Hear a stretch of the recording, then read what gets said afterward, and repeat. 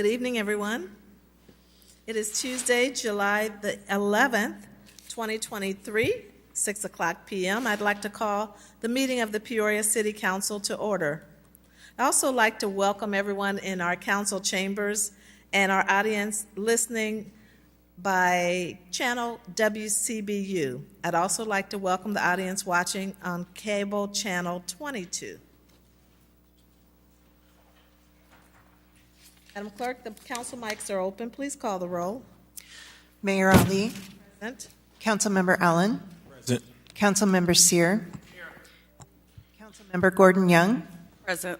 Councilmember Graham. Councilmember Jackson. Councilmember Kelly. Here. Councilmember Euler. Here. Councilmember Riggenbach. Councilmember Velpula. Present. And Councilmember Vespa. Here. We have a quorum present, Madam Mayor. Thank you. Everyone, please join me and stand for a moment of silent prayer, followed by the Pledge of Allegiance.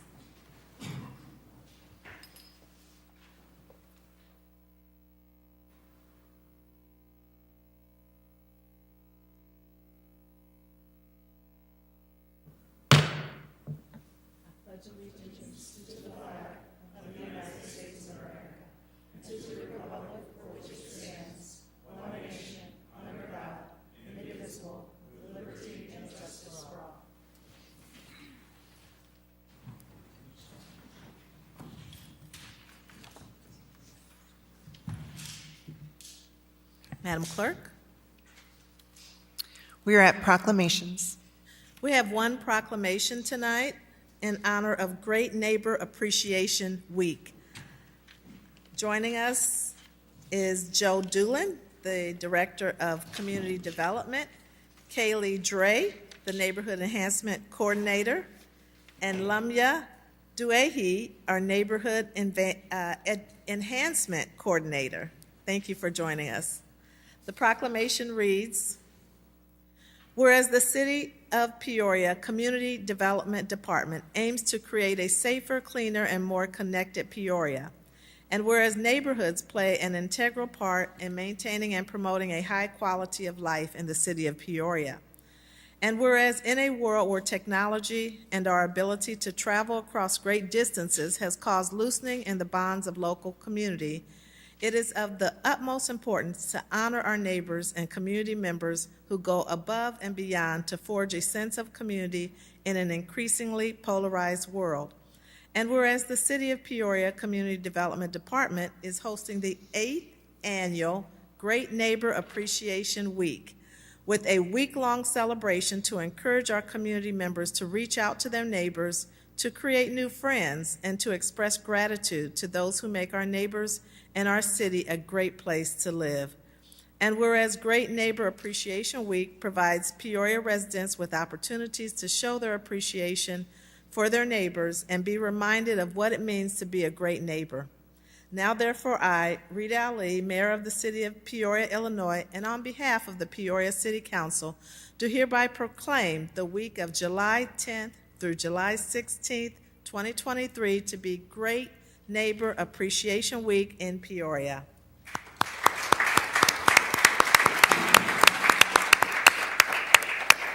Director.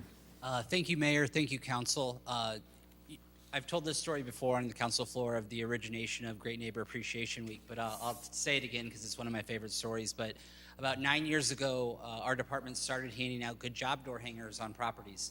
And I had a voicemail from a resident who told me that she came home that afternoon and she worked really hard on her yard. Her husband had passed away about 6 or 7 months before, and he always took care of their yard, so it meant a lot to her.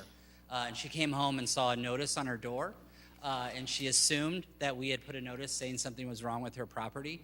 And then when she got up to the door and saw just from city staff telling her that she did a good job taking care of her yard, it really meant a lot to her. So from there, we wanted to see what we could do to really focus on appreciating all the neighbors in our community who we don't have to tell to cut their grass, who we don't have to tell to pick up litter, the local businesses that stay in our community, employ people, the nonprofit community that works for all our residents. So that is how the Great Neighbor Appreciation Week came about. It's our 8th annual.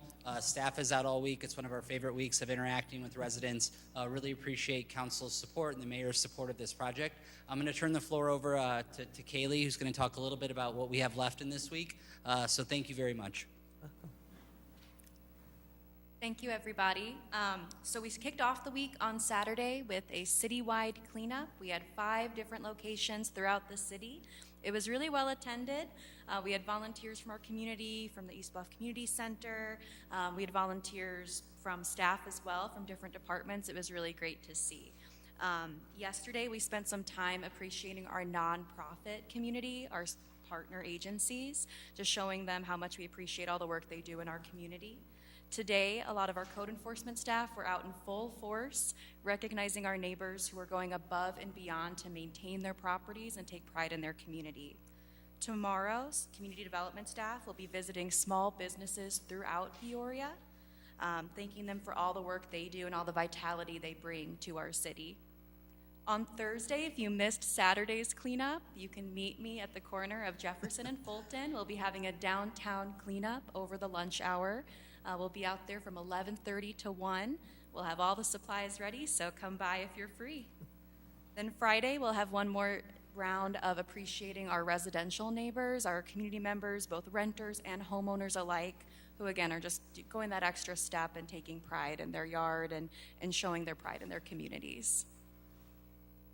Thank you for your leadership.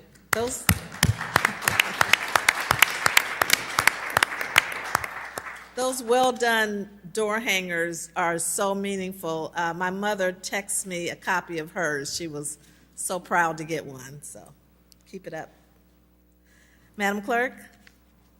We are at the approval of the minutes. Councilman Velpula? I move to approve the minutes of the City Council meeting held on June 27th, 2023, as printed. Seconded by Councilmember Kelly. Any comments, questions? Please cast your ballots. Motion passes unanimously. Madam Clerk? We have one town item.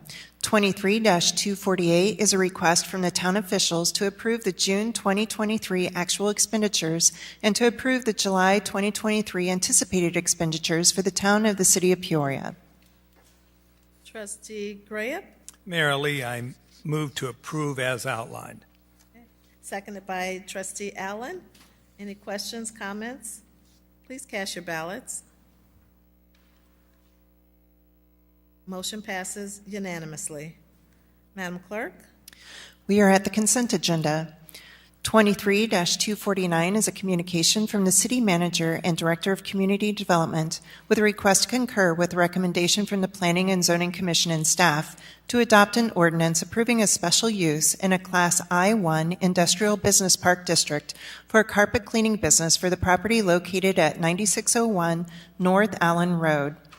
23-250 is an appointment and reappointment by Mayor Ali to the Peoria Public Library Board of Trustees with a request to concur of Councilman Charles V. Graham and Melissa Whitney Sanchez. 23-251 is a reappointment by Mayor Ali to the Peoria Urban Forestry Advisory Board with a request to concur of Douglas McCarty. 23-252 is an appointment by Mayor Ali to the Peoria Area Convention and Visitors Bureau Board of Directors with a request to concur of Roberta English. And that concludes our consent agenda. Thank you. That's a short one. Can I get a motion to approve? Moved by Councilmember Sears, seconded by Councilmember Allen. Councilmember Graham?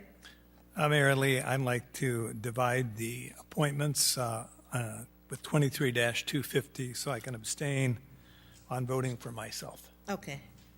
All righty. So we're going to pull 20. We're going to, okay, I see. Madam Clerk, Yes, ma'am. we're going to divide those and take them. We can either divide it or we can just pull it from the consent agenda and note that Councilman Graham abstained from the vote on that matter. Okay, let's do that. Clerk Tara, if I want to vote for Whitney Sanchez, am I able to do that? I will defer to our legal counsel on that. I assume you can? The member can vote not only for a member of that entity, but also for their own appointment. When they're being appointed to a non-for-profit entity on behalf of the city, there is no conflict of interest there. The state law allows them to vote on that matter. Thank you. All right, in the interest of comity tonight, I'll go ahead and vote on both of them. Okay. All right.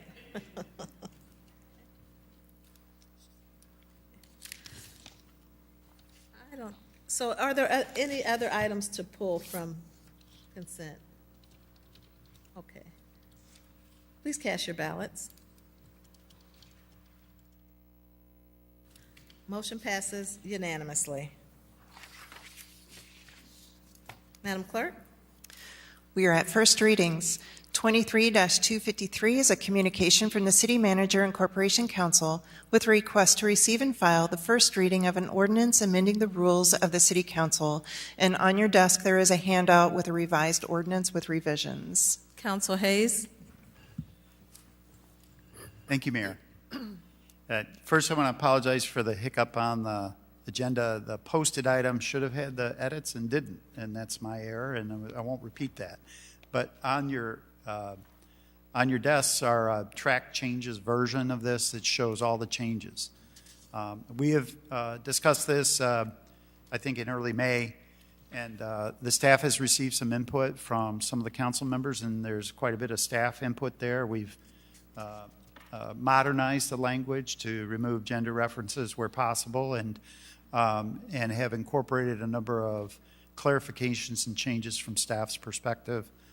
One of the substantive changes was regarding abstentions from voting, that the members will be required to state the nature of their conflict when they're voting, just to clarify and keep everybody in one set of rules on abstentions so that there's no confusion and nobody gets unintentionally tripped up on how to abstain from a vote. There's a number of other changes throughout, but it's not a considerable amount of change. It won't change dramatically the way that we vote on items. It doesn't change the majority vote status of anything.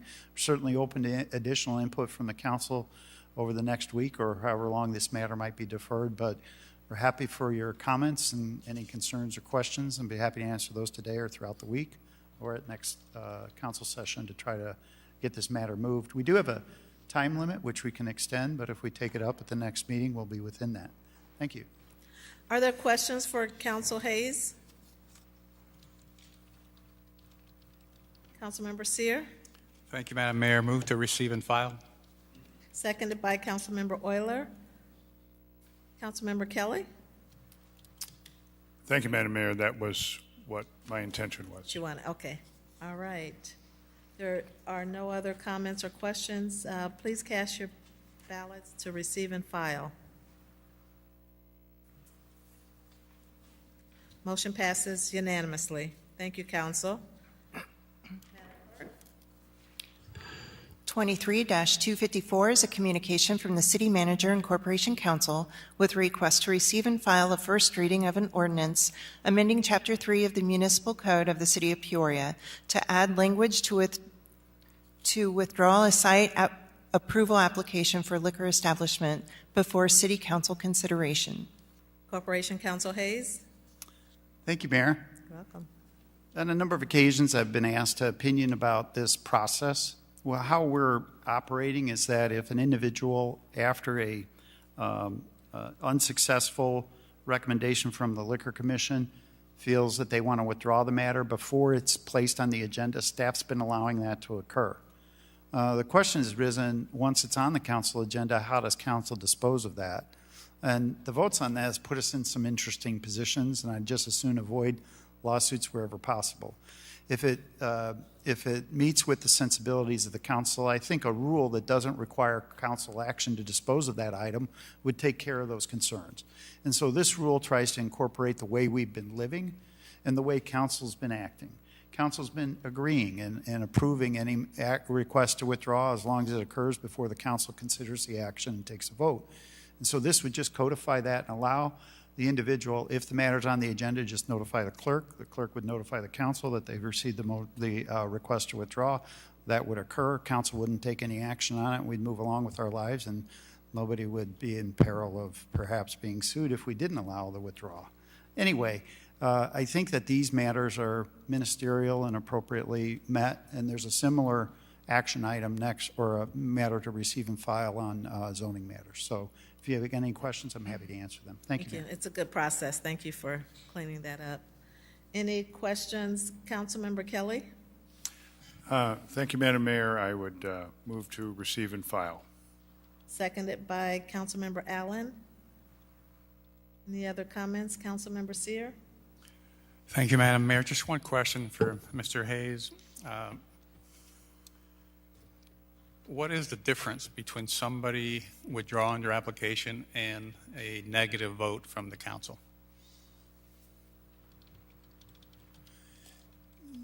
So if the person wanted to withdraw and the council didn't, I would assume that the council then would deny the request. Then that member in a tobacco license issue would have a period of time where they couldn't approach without changing their application. I think that in a practical stance, or for a practical matter, I don't think that will occur very often. If it does, we could impose a more rigorous rule. I think that this rule may have been at a time where that was more common. I don't see people coming back after they've been denied, and so I don't think the council, it's certainly not within these timelines, so I don't think the council's ill-served by the rule, but I think that predicament could cause an issue. Municipalities get sued for all kinds of crazy reasons, and some of them really have no basis. This is an area where we just clarify if they prefer to withdraw, they could. So, Thank you, sir. Thank you, Madam Mayor. Please cast your ballots. Motion passes unanimously. Madam Clerk? 23-255 is a communication from the City Manager and Corporation Council with a request to receive and file a first reading of an ordinance amending the Unified Development Code of the City of Peoria to add language to withdraw an application for a zoning change before City Council consideration. Mr. Manager? Is it Corporation Council? Okay, back to you again. sorry about that. So this is the same procedural rule applied to requests for map amendments in the zoning ordinance and requests for special use permits. And I think we have the similar set of circumstances of how we've been living, how staff's been dealing with items before they get agended. This addresses that, as well as people withdrawing it before the council considers it. So I think this codifies mostly how we've been living and removes any kind of chance of a crossed outcome and somebody feeling aggrieved by that and suing the city. So thank you. Are there any questions for Corporation Council? Councilmember Kelly? Thank you, Madam Mayor. I move to receive and file. Is there a second? Seconded by Councilmember Velpula. There are no other questions. Please cast your ballots. Motion passes unanimously. Madam Clerk? We are at regular business. 23-256 is a communication from the City Manager and Finance Director Comptroller with a request to receive and file the month ended May 31, 2023, unaudited financial report. Mr. Manager? Thank you, Madam Mayor. At the request of Councilman Seer, we have put the monthly financial report on the regular agenda, and our Finance Director, Kyle Craddy, is here to answer any questions if Council has any. In your packet was the month ended of May 31st financials. I'm going to run through a few highlights, then I'll open it up the floor for any questions.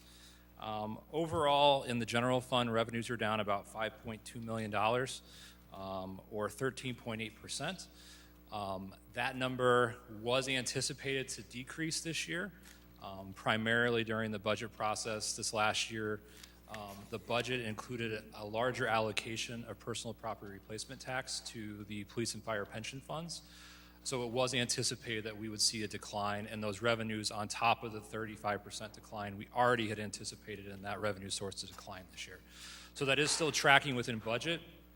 It is slightly behind If you just look at all of our revenues on a 1/12 fraction, we still are below that budget, but that is very common with how our revenues are taken in.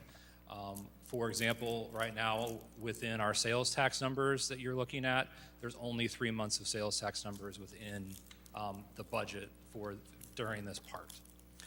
In terms of expenses in the general fund, those are up $6.4 million, or 18.9%.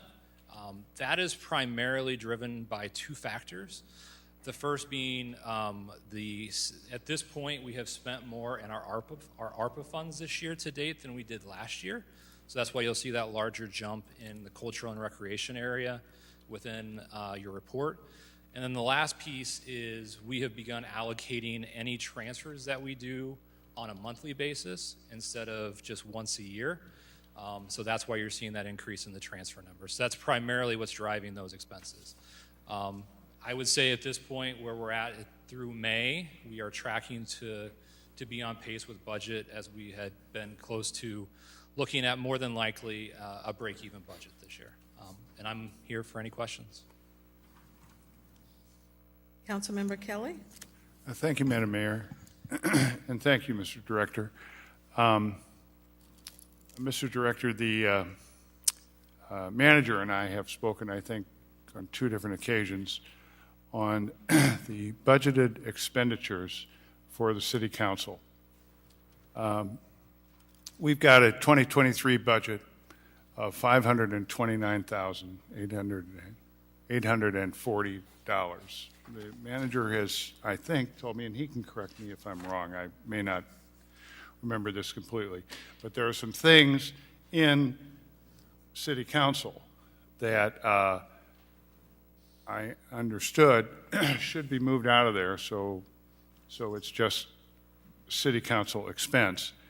I don't really know what anyone would understand by this kind of a number. I've checked my paychecks, and I don't think I'm getting this much, which is fine. But why is it that whatever it is that's adding into City Council isn't being moved to wherever it ought to be? Or could you explain this to us, please? No, you are correct. In terms of, there are some items within the City Council budget. One item that specifically this year, 2 is like the cost for the strategic plan, which is there's not a cost associated in here yet, but it was budgeted.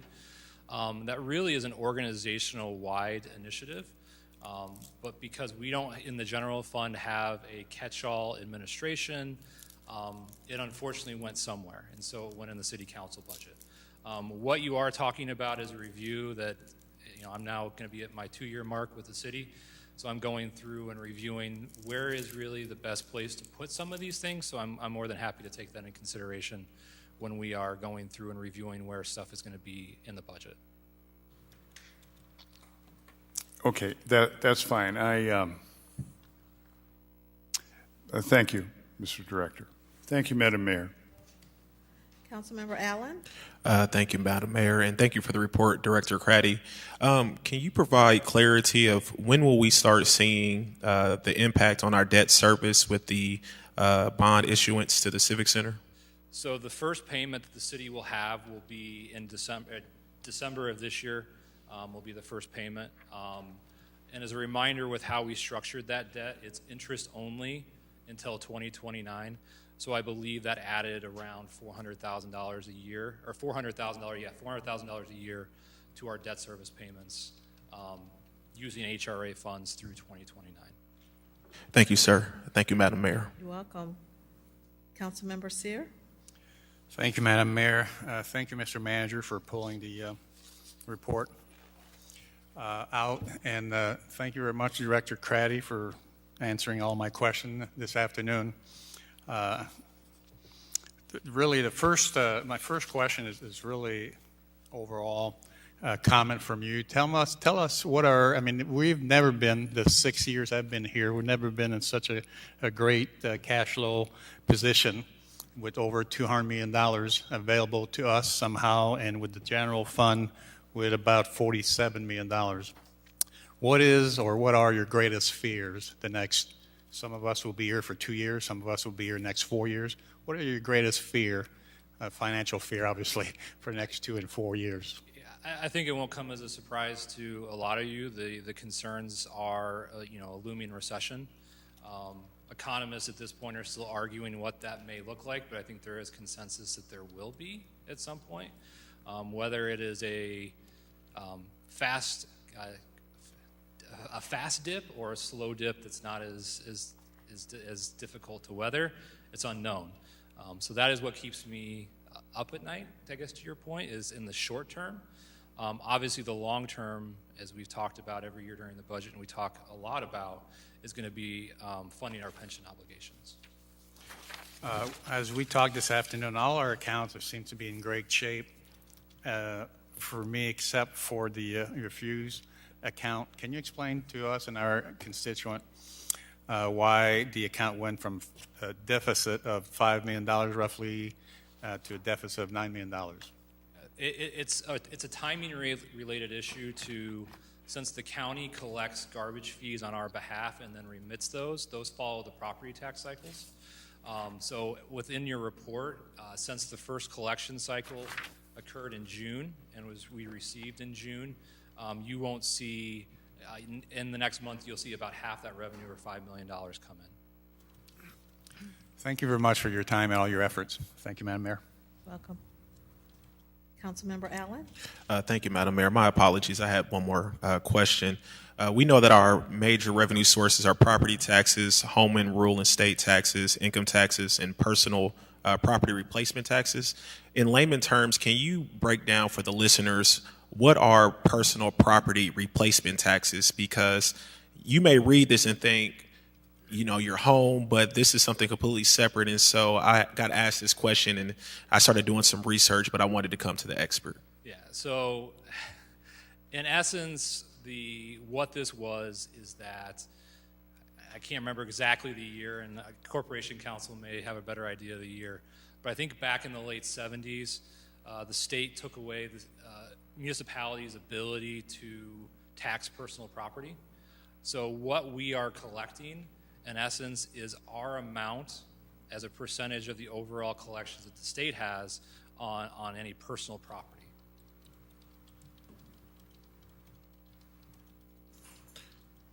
Thank you.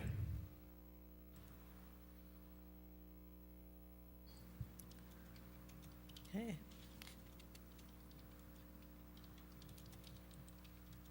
Any other questions for Director Craddy?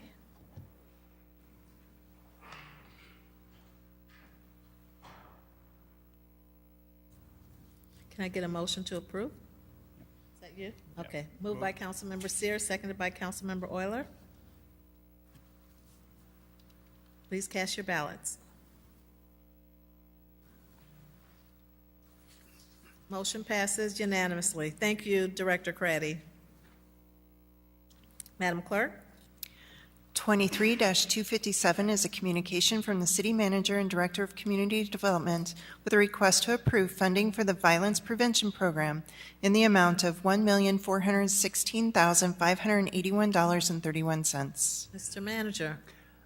Thank you, Madam Mayor. This is, as you know, we have had a process in place where we've been utilizing the help of the CDBG Public Services Commission to go through and make the recommendations on our violence prevention funding. I'm going to turn the floor over to Director Doolin, who has kind of shepherded that process through, and let him explain the recommendations and the process that we utilized. Director, thank you. Thank you, Mayor. Thank you, Council. So this year there was about $1.5 million available to fund violence prevention efforts in our community through 3 different sources. One of them was $700,000 in American Rescue Plan funds, $500,000 in a state grant from DCO that had to be specifically go towards programs like this, and then a $300,000 state grant from DCO that went specifically for workforce training tied to violence prevention efforts. Council had made the decision with last year's funding to go through the CDBG Public Service Commission to offer funding recommendations back to Council, and the Community Development Department was charged with kind of funneling those through the Commission. This year, the commission received 26 total applications for a total funding request of $6.5 million. After scoring the different applications, they made a recommendation to fund 6 of them based on the scoring that was submitted. Those 6 are the Greater Peoria YMCA Teen Reach for $200,000, Peoria Public School Getting to the Roots for $299,966, Peoria Region Office of Education Project Start for $175,000, Peoria City County Health Department Cure Violence for $400,000, Goodwill Industries of Central Illinois Revive Youth Mental Health Support for $54,000, Workforce Training Friendship House Pathway to Your Future for $287,500. So those went through the commission. This is their funding recommendation.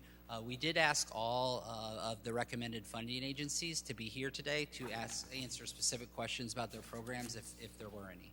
So with that, I'm happy to answer any questions about the process, and then they would be available to ask any questions about the specific projects they're proposing.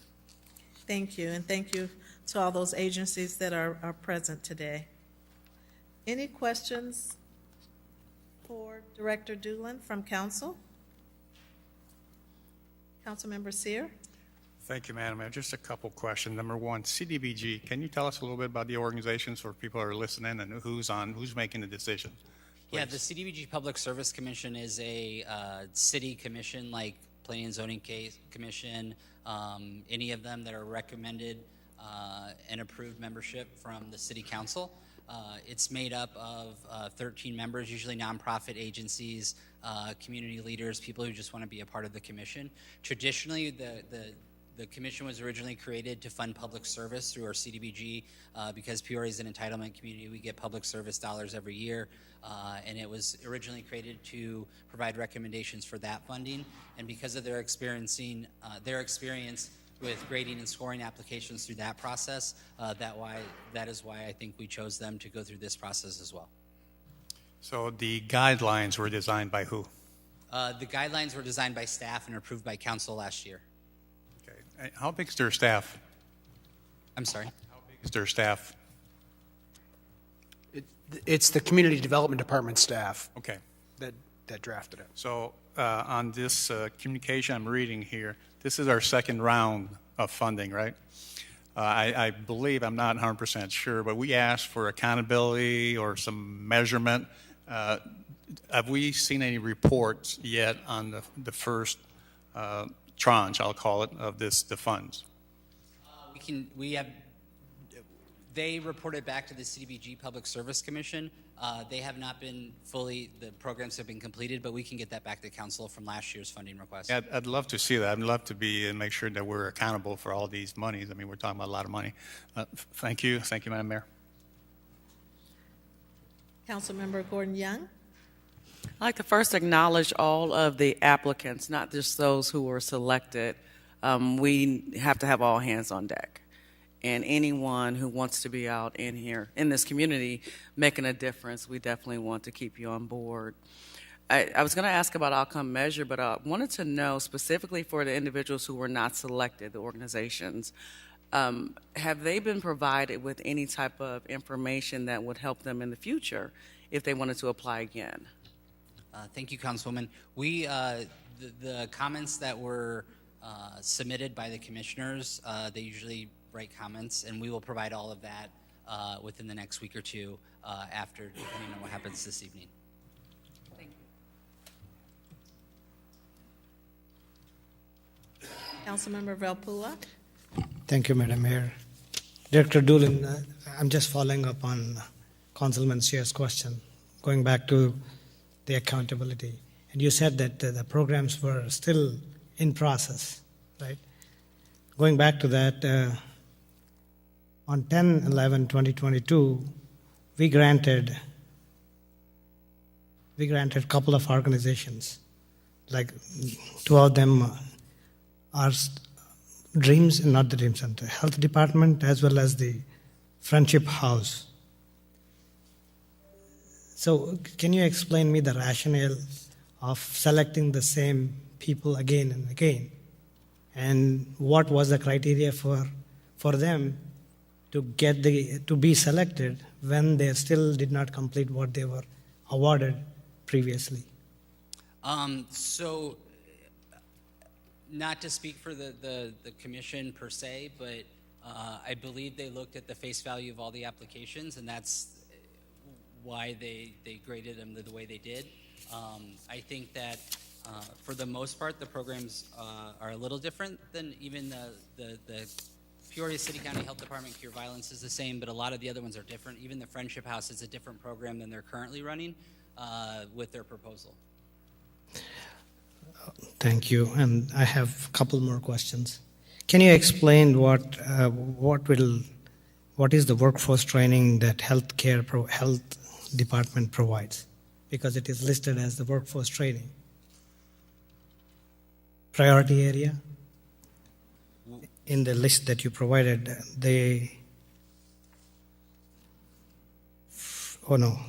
a Friendship House. Correct.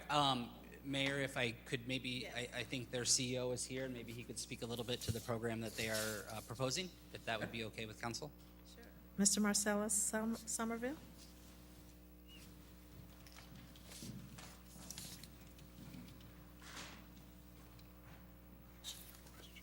Good evening. Please. As far as the Pathway to Your Future program, it's a program that helps high school age students centered around workforce. So they're developing different skills on the job, you could say per se. We're partnering with different apprentices programs. So Jim Dillon's one person that I know that we partner for sure. And it's just gives the kids an opportunity to work on different skill sets while being at Peoria Friendship House.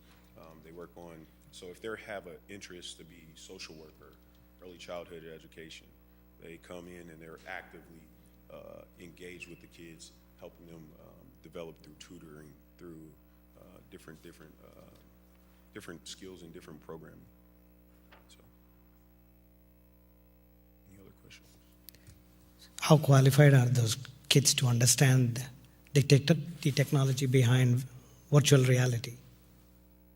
I'm sorry, I couldn't. So basically, you're saying, I'm just trying to get some information. Right. So this is a VR virtual reality program. Basically, you are having them lined on their virtual reality glasses. Virtual reality aspect of the program is a partnership with OSF. It's a partnership where we have, I don't know what you call them, but goggles, like modules, where you can get experience on the job with, there's another software where you can learn how to land a plane, things like that. It just gives them a different source of experience and guidance towards a career path. Thank you. No problem. Additional questions? Yes, Councilman? I do. Okay. But I have a question for Director Doolin.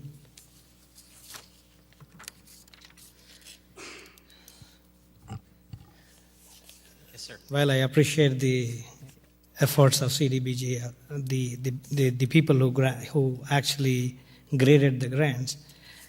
I have a trouble looking at all the things listed in 6. Everything is a spillover. Everything is leading to everything. If you go to second one, it says counseling and support to address anger and frustration. Now next, go to the third one. It's again going back to say early intervention, reduce barriers. When I go to the fifth one, it says again health advocate, mental health, social emotional support. So I did not know what was the factor that defines these people to get a grant. Because if you read through this, read one more. If I read it in a calm mood, I actually found that everything is the same. It's the entity that is separate. Can you address to that, please? Yeah, yes. In the scoring criteria for the application, they do look at the program design, what they say in their program application, but they also look at organization has experience in managing federal awards. Organization has the necessary financial management capacity. The funding requests and budget are clear and reasonable. The program has a clear plan for program outreach and staff experience and capacity to provide direct service. The program design is specific with detailed outcome measures. The program provides a data-driven and evidence-based program. So I think they look at all of that and take in the experience of the organization that submitted when they were grading as part of the grading criteria. Thank you. Thank you, Director Doolin. Thank you, Madam Mayor. You're welcome. Additional questions, Councilmember Vespa? Madam Mayor. Okay, so just to be clear, a lot of these recipients in this round of funding are the same recipients from the last round. But you know, did you penalize them, you know, by a few points in the scoring, and they still came out ahead of everyone else? I mean, or was it still a level playing field for all the recipients in this round as it was the first? There was no penalty for previously being awarded grants from the city of Peoria related to violence prevention. Okay. Okay, so it seems that, yeah, we keep doing these rounds and the same organizations might keep getting it. But you're saying that the programs are not necessarily the same, right?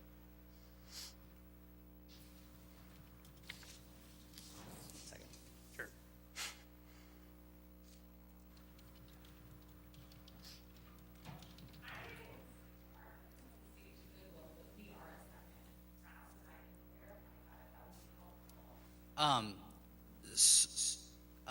Yes. So I can go over the last year's recipients if you would like. And I believe the Cure Violence and Goodwill were the two that were received. And the representative from Goodwill would be happy to address that, if that would be okay, Mayor. Sure.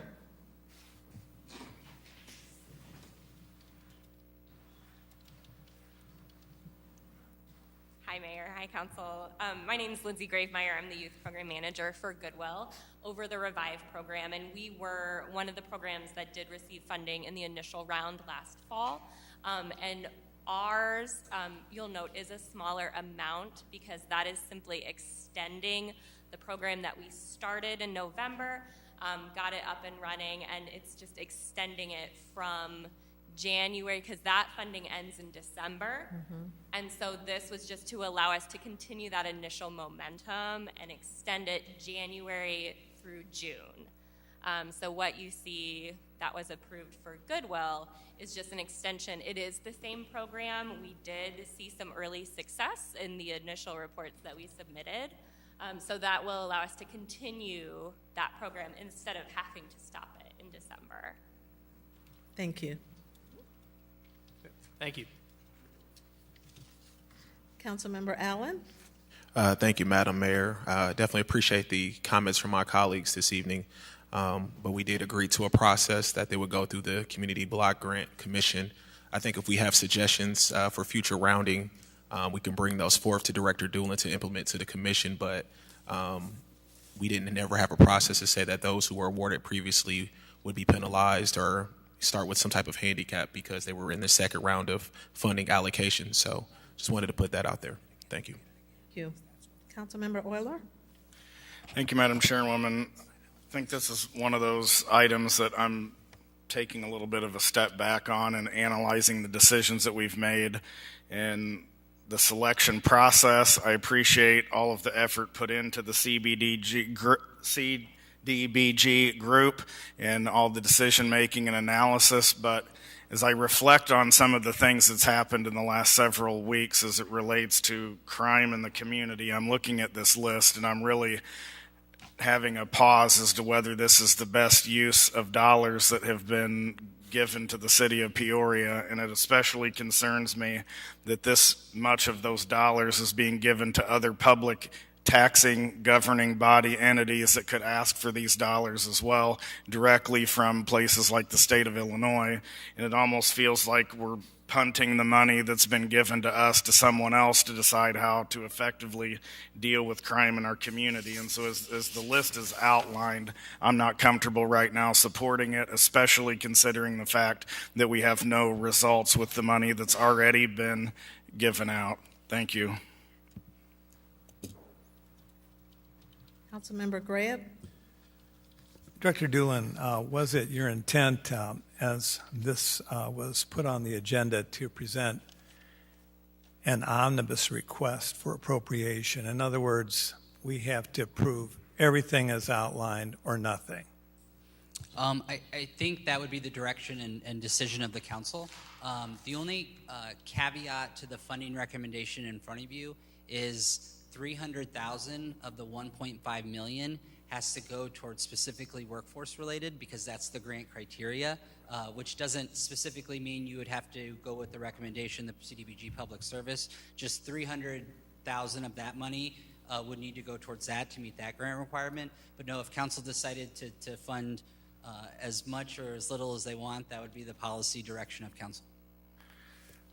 Well, for many years, I was the liaison to the Community Development Block Grant Commission. And this commission does great work for the city councilors, making decisions that we probably would not want to have to make. There's a lot of thought that goes into it, and if it's anything like it used to be, there are even visits made to these organizations that have requested money. But, it gives me heartburn to say this, because I'm a retired school teacher and administrator from Peoria Public Schools, but my goodness, when I look at some of the great organizations that didn't receive one dime in this particular installment of money, it causes me great concern to see such a large taxing body that has so much in terms of resources to be getting, in the case of $150,000, $300,000. And what really kind of got to me is when, and maybe somebody made a mistake crafting this memo, it says the money that we would be giving to Peoria Public Schools would also provide literacy instruction to assist with the extreme need for students to be reading by second grade. There's so many layers to that, I don't even want to start unraveling that. In other words, they're in the second grade, and they're not able to read at the second grade level. I suppose that happens. But what does that have to do with anti-violence prevention money? I thought 150 got 54 cents out of every property tax dollar to educate our students. And frankly, the other thing that concerns me is the fact that when the last contract was being negotiated involving the Peoria Federation of Teachers, one of the things that our teachers stressed was safety in the classroom, that they wanted to feel safe in the classroom. That's pretty bad when the teachers have to negotiate their very safety in their classrooms. So now we're going to give to this entity, which seemingly has problems, providing that money to combat violence in our community. And I look down here and I see all these other organizations, starting with the Boys and Girls Club and going all the way down, getting nothing, 0 cents. Been very reluctant to say anything about this tonight because I know the commission has a very difficult job and the liaison has a difficult job. But I just think it's within the council's purview to say if it doesn't want to approve one of these. I don't think it should be all or nothing. I think that would be ridiculous. That the money that this council might choose not to give to whatever organization it might be could be punted back to the Community Development Block Grant Committee to recarve it and reassess. So it's not easy for me to say all this. I love our school children in District 150. I love our teachers. You can't work there for 33 years and not still identify with the mission. But this is disheartening to me. One of the best anti-violence initiatives the District 150 could implement, I know because I did it for a long time, is enforcing the rules and regulations of the school district and of the schools. And I have met with District 150 officials in reference to this. And I'm basically told by them that, oh, our hands are tied to mete out discipline. They must not have known who they were talking to, because that's not the case at all. So I can't support the money for District 150. I certainly can wholeheartedly support most of the rest of these. But I really think we need to give some of these other organizations a shot at some of these funds.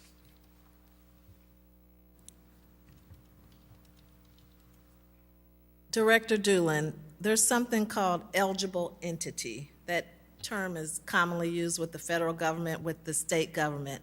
They outline all the eligible entities that are able to apply for specific funding with regard to a request for a proposal.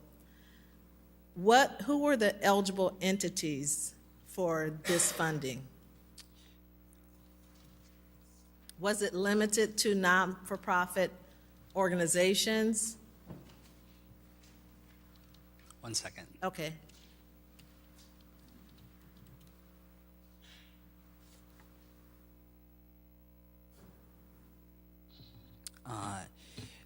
The way the application that we drew up for this that was approved was applicants to nonprofits, 501c3 organizations, and government agencies to provide violence prevention programs for the city of Peoria residents. Okay, so government agencies, not-for-profit, and 501c3 organizations were eligible entities to apply for this funding.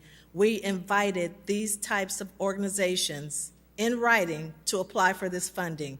We did not say government entities were not eligible. We said that government entities are eligible, and we invited in writing publicly those organizations to apply. Okay. Councilmember Kelly? Thank you, Madam Mayor. First of all, I would move to, I'm sorry, what does it say? To approve, but I would like to make some comments after a second. Okay. You want to do what first? I've moved to approve. Okay. And then you want to make comments. I want to make comments after a second. Okay. Seconded by Councilmember Allen. Councilmember Kelly, you want to proceed? Thank you, Madam Mayor. Welcome. The reason that I move to approve is because the CDBG board followed the rules that we gave them. And we're questioning those rules at this point, which I think is proper. But, and I frankly would like to have a session, I don't know if it would be a policy session, it might be, to further refine these programs versus the wishes of the council, which may end up being exactly the same as what we have, or it may be a change. But I don't know that we can pull the rug out from under after we've made the rules already. There was one of the rules I was not keen on and mentioned it at the time. Councilman Euler has mentioned it. And I mentioned this with some of our money that we sent to the Park District. We have various tax-supported entities out there. I don't know that we should be making a habit of sending more money to tax-supported entities for whatever good purpose. They're able, for the most part, to go after higher governmental grants, as are we. These individual 501c3s, community organizations are much more dependent upon us for governmental funding if there's going to be governmental funding. So that's one of the things I would like to bring up and discuss in a policy session. I think also as I see it, this may not be true, but as I see it, being accountable for your program and showing how your program has worked, I think we're a little fuzzy on that. We're talking about a lot of money here, and it seems like, oh yeah, we'll get a report or something. I think perhaps the next round of funding and perhaps at a policy session, we lay out, say, look, we need to know what's going on with these various grants that we make. And as Councilman Velpula said, you know, what has been presented to us in the legislation text is nice sounding things. You know, we're going to be working with people, we're going to be counseling, we're going to be, you know, it's kind of mushy. And how can you disapprove it? You know, we want to be nice people to other people, you know. Well, yeah. Is this stuff really going to help? So with that, I would like to ask the council's consideration on having a policy session for the next tranche. We already made the rules for this one, and maybe it's not so hot, but we already made the rules. So thank you, Madam Mayor. You're welcome. Other comments? Councilmember Gordon Young?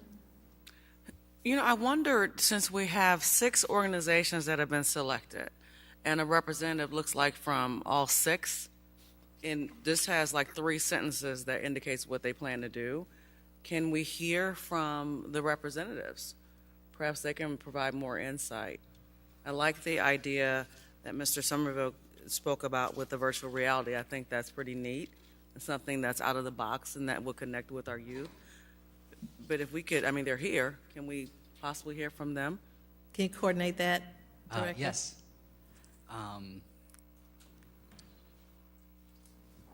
She volunteered.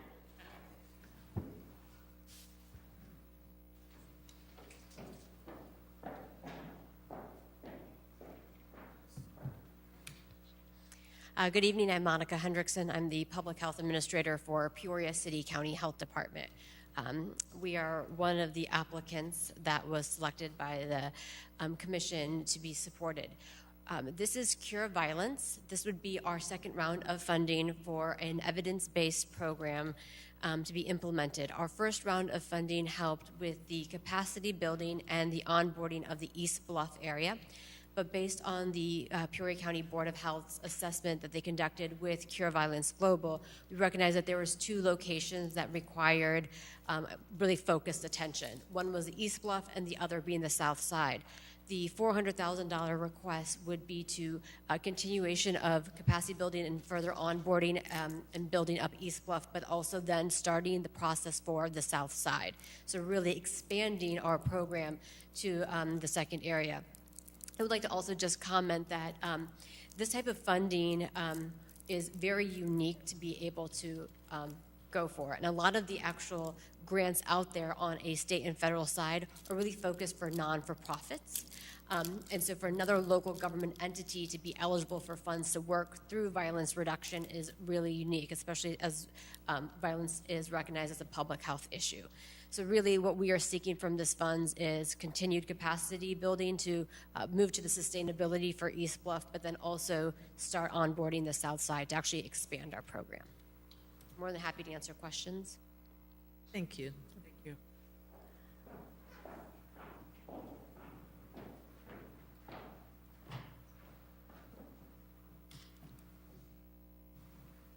Good evening, Beth Carter. I serve as your Regional Superintendent of Schools for Peoria County. Yes, I'm a government agency that can't tax and I don't make rules. So an interesting fact about my office. Did you know from 2019 to 2020 that 1,000 children disappeared off the rolls of Peoria County schools? Over 500 of them were Peoria Public School students. The city and the county are responsible for truancy. That means finding those students that are not attending our public schools. The only way I have to fund that is with unique opportunities such as this. Another fact, research shows that on the trajectory towards violence, the first red flag that goes up is truancy. We've got to find them, and we've got to find them early, and we are knocking on doors, we are hanging up door hangers, and I need support to do that. And so I am proposing a truancy advisory board. It's something that we had years ago, but I need every other person that had this grant to join me on a truancy advisory board before we have to take them in front of Jody Hoos, state's attorney, and say that something needs to go on with your family that can't be undone.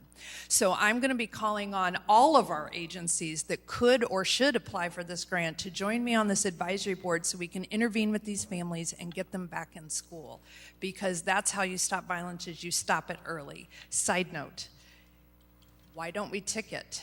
Ticketing families that are under-resourced is not necessarily the best approach. I'm not asking to ticket these families. And the state's attorney years ago, my predecessor and the state's attorney established that they would not prosecute families or take families to court for truancy if they were 13 years and older.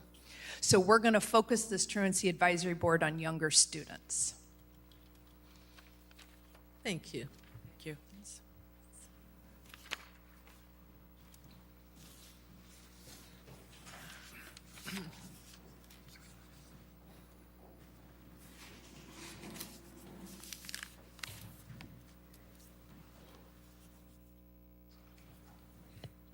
Good evening and thank you. I'm Andy Thornton, President and CEO of the Greater Peoria Family YMCA, and Beth Kreider is the last person I wanted to follow at this podium, but get the honor of that. The grant funds that we've submitted for are funds that will help support our Teen Reach program in the areas of youth violence. I have with me Gary House, who is our sports and teen outreach director and who's the visionary and author of our grant, so I'm going to let him speak to the complexities of the grant and how the funding will be used. Hi, good evening, everybody. Sorry if I'm a little nervous.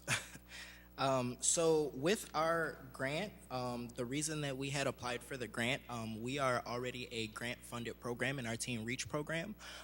With that, the program, typically the way that things work is that after a while things tend to get stagnant.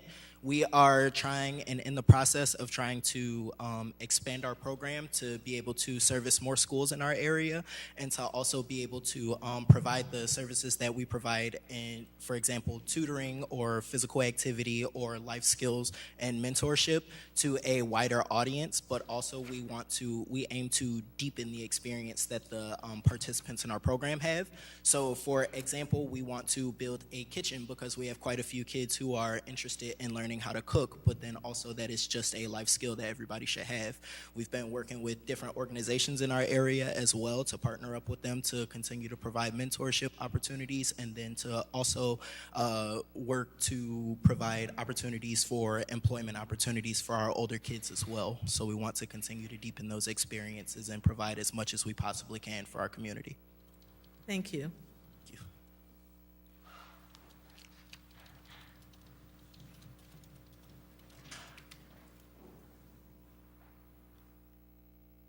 Good evening, Susan Gersnich, Innovation Officer for Peoria Public Schools.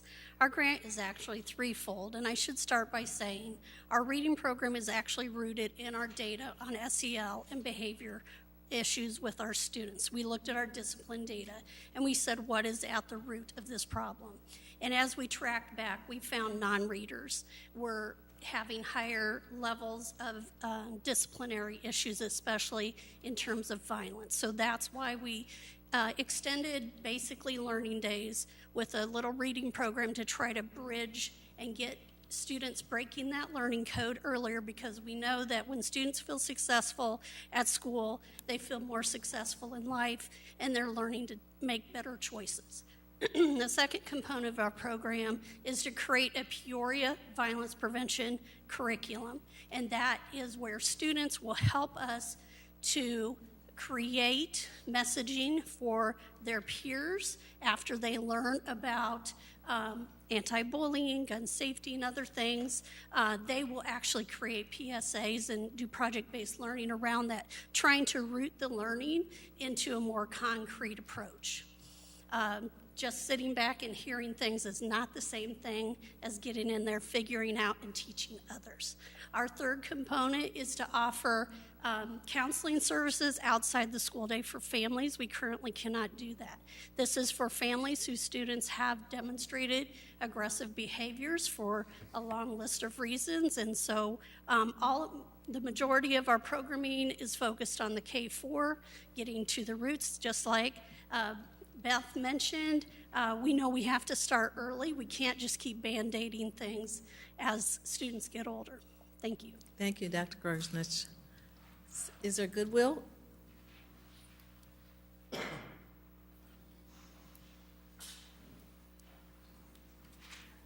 Yes, so hello again, and thank you for the opportunity as well, because I realized I told you what months we had applied for, but I also didn't clarify what we were doing as part of Revive.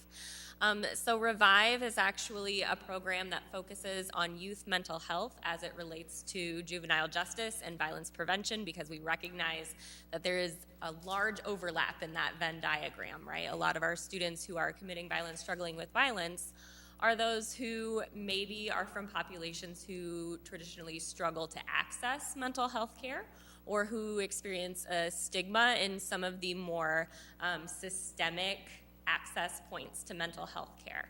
So Revive has many components, but specifically what the city funding pays for is one position for us, which is our youth mental health advocate. And this is someone who is able to go into the schools, into our partner agencies, and speak with youth in groups and one-on-one to teach conflict resolution skills, to screen for mental health concerns in a non-threatening, non-clinical setting, and to be able to help families navigate the very complicated system of mental health care that's available in central Illinois, and kind of advocate for those students and families and educate them about their options as well. So Revive has additional components that are funded through other entities that do allow us to have a licensed social worker on staff, a student support coordinator who can work directly with some of the more immediate needs that those students may be feeling, and also an LCSW who is helping us kind of coordinate and be in compliance with all of the many HIPAA regulations that come with that. Thank you, Ms. Johnson. Yep.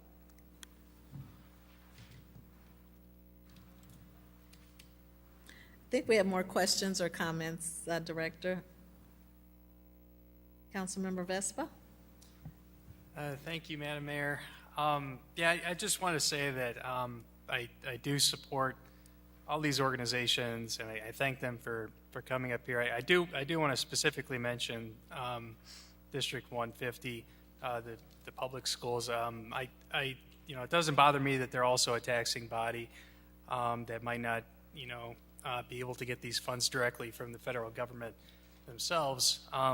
And it also doesn't bother me that some of these funds are going to be used to promote literacy for, second graders, because, today's second graders that can't read, start getting Fs are going to be tomorrow's 8th and 9th graders that are running the street, in truants. So, I mean, I think it's very important component, especially for the years to come in fighting violence. There might be some security issues, but dollars are fungible, meaning, we can give them dollars for second graders reading, and then that frees up dollars that they can then use for things like security. So it's all good for me. Thank you. Welcome. Councilmember Euler? Thank you, Madam Chairwoman. I appreciate all the comments, and I especially appreciate the superintendent of schools, because my commentary was definitely not directed that way, because I think if there is one thing that everyone sitting here knows is the most important, that's ensuring that kids are in school, and that's what's contributing to this. So my concern with the division of the money here isn't related to that, and I know that you can't raise your own funds, and so that's something that I think needs more investment in, not less. My concern is that we have people getting shot, people getting killed, cars being stolen, burglaries happening in the city of Peoria every single day. And this money is to deal with the most critical needs to stop the bleeding. I do not feel, looking at this list, that we are dealing with the most critical needs to stop the bleeding when we're funding second grade reading. It doesn't mean that we can't get there, but we are not there now. There are too many issues that need to be dealt with. I am not going to, and I will not go to my constituents and tell them that we have a crisis on our hands, and this is how we're choosing to use the money that was given to us to deal with it. So if we are going to vote as a package, I will not support it. Thank you. Councilmember Allen? Thank you, Madam Mayor. Although I respect the comments from my colleague, I completely disagree. When I talk to my constituents, they want us to address the root causes that is causing the carjackings, which is causing the drive-bys that we just got a report on today involving a juvenile. And the way you address that is holistically by making sure the second grader is reading, making sure the high schooler learns job readiness skills so they can translate into a well-paying career, so that way they can be a law-abiding citizen in our city. So I believe that all 6 of these entities, all well-respected, all very legitimate, will have the whereabouts. And also, too, this is their first time going for grants. They know how to do reporting to ensure that whatever accountability standards we set for them will come back. So that way we can go to our constituents to say that the funds that we allocated were well used. I cannot sit here for us not to approve this tonight when we literally just approved $100,000 for a water company study that we know the answer to when a juvenile was just shot today. We need to start addressing the root causes. As a city government, we only have so much purview. You know, we can only address the potholes and the infrastructure and the issues like that. We can't address a lot of the societal issues as a government, and that is how we can do it, by allocating these funds. And so I don't want us to have a facade of fiscal conservatism when we have people's lives on the line tonight. And so, again, I respect my colleagues tonight, but I want to see this pass because we literally just had a drive-by shooting today involving juveniles. So what is the plan forward? We have to start moving forward. Lives are on the line. Times are too crucial to be playing games. Thank you. Councilmember Velpula? Thank you, Madam Mayor. I have the same comments that I wanted to echo what the fellow councilman said. But again, what I really wanted to, make a point here is that it's not that I'm not supporting any of this. I support everything that is listed there. But then this is a grant that is given for an institution to raise and get them to speed. And if we are only feeding the same people again and again, I mean, literally, these grants were given in the October. Let's say 6 months from now, they got the grant, and the same people are in the line to get the extension again. And then there are several people that are listed, and thank you, Councilman Gordon Young. So if we actually gave them a correct feedback of how to apply a grant, and probably they would have got the grant. And I don't know whether it was my lack of understanding, but I feel it that way because we write grants every day. I know when I submit a grant, I'll get a critique and I'll revisit that and reapply again. I'm saddened to see that the same people get funded. And that's the first thing. The second thing that I wanted to also, bring it to speed is, so for example, I don't know how these allocations are made. Somebody will ask $200,000. Somebody will ask $299,966, and then someone will have $54,115. Usually it will be a round number when you apply. And also, I don't know that is it mandated that everybody applies with a number will have to get the same number? Meaning, if somebody asks 300,000, is it is it necessary that you fund 300,000, or let the other entities get a piece of that, the ARPA funds, so that they also, bring up to their speed? That is the only concern I have. So I don't know who is going to answer that, but Was there a minimum or maximum, Director Doolin? There was a minimum of $50,000 and a maximum of $400,000, and the applicants are allowed to submit their request with a detailed budget of how they would spend that. Sure. So that's why you see the request of what the amounts were. Sure. I mean, you could fund 26 organizations, but it may not be meaningful in terms of making a difference with a little amount of money going to a lot of organizations. But Madam Mayor, if you look at the goodwill, we supported a bare basic of 78,000 last time, and now they're asking $50,000, which for me is reasonable. But then if I look at the Friendship House, we gave $221,000. Now we are granting $287,000, coming to $500,000 in 1 year. So I don't understand the criteria behind this particular thing.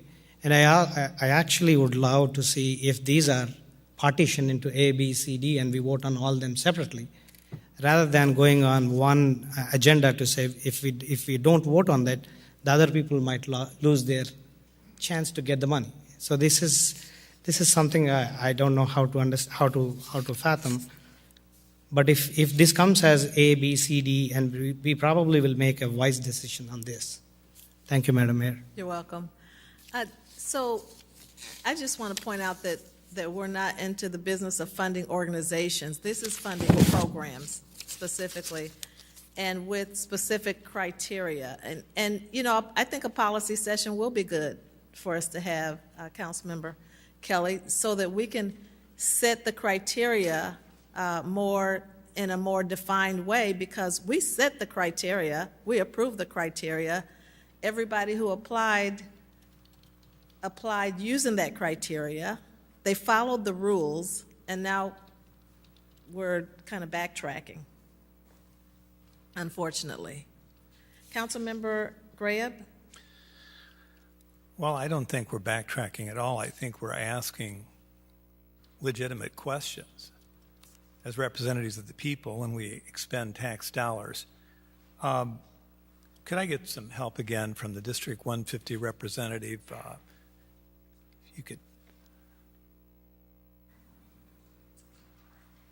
And I'm not going to wax philosophic tonight. I'm going to ask very specific questions, because I have no problem if it's a government agency or not a government agency. I want to fund organizations that will get the job done for what's intended. Does District 150, and thank you for coming tonight, do you have a truancy program? We work with the Regional Office of Education.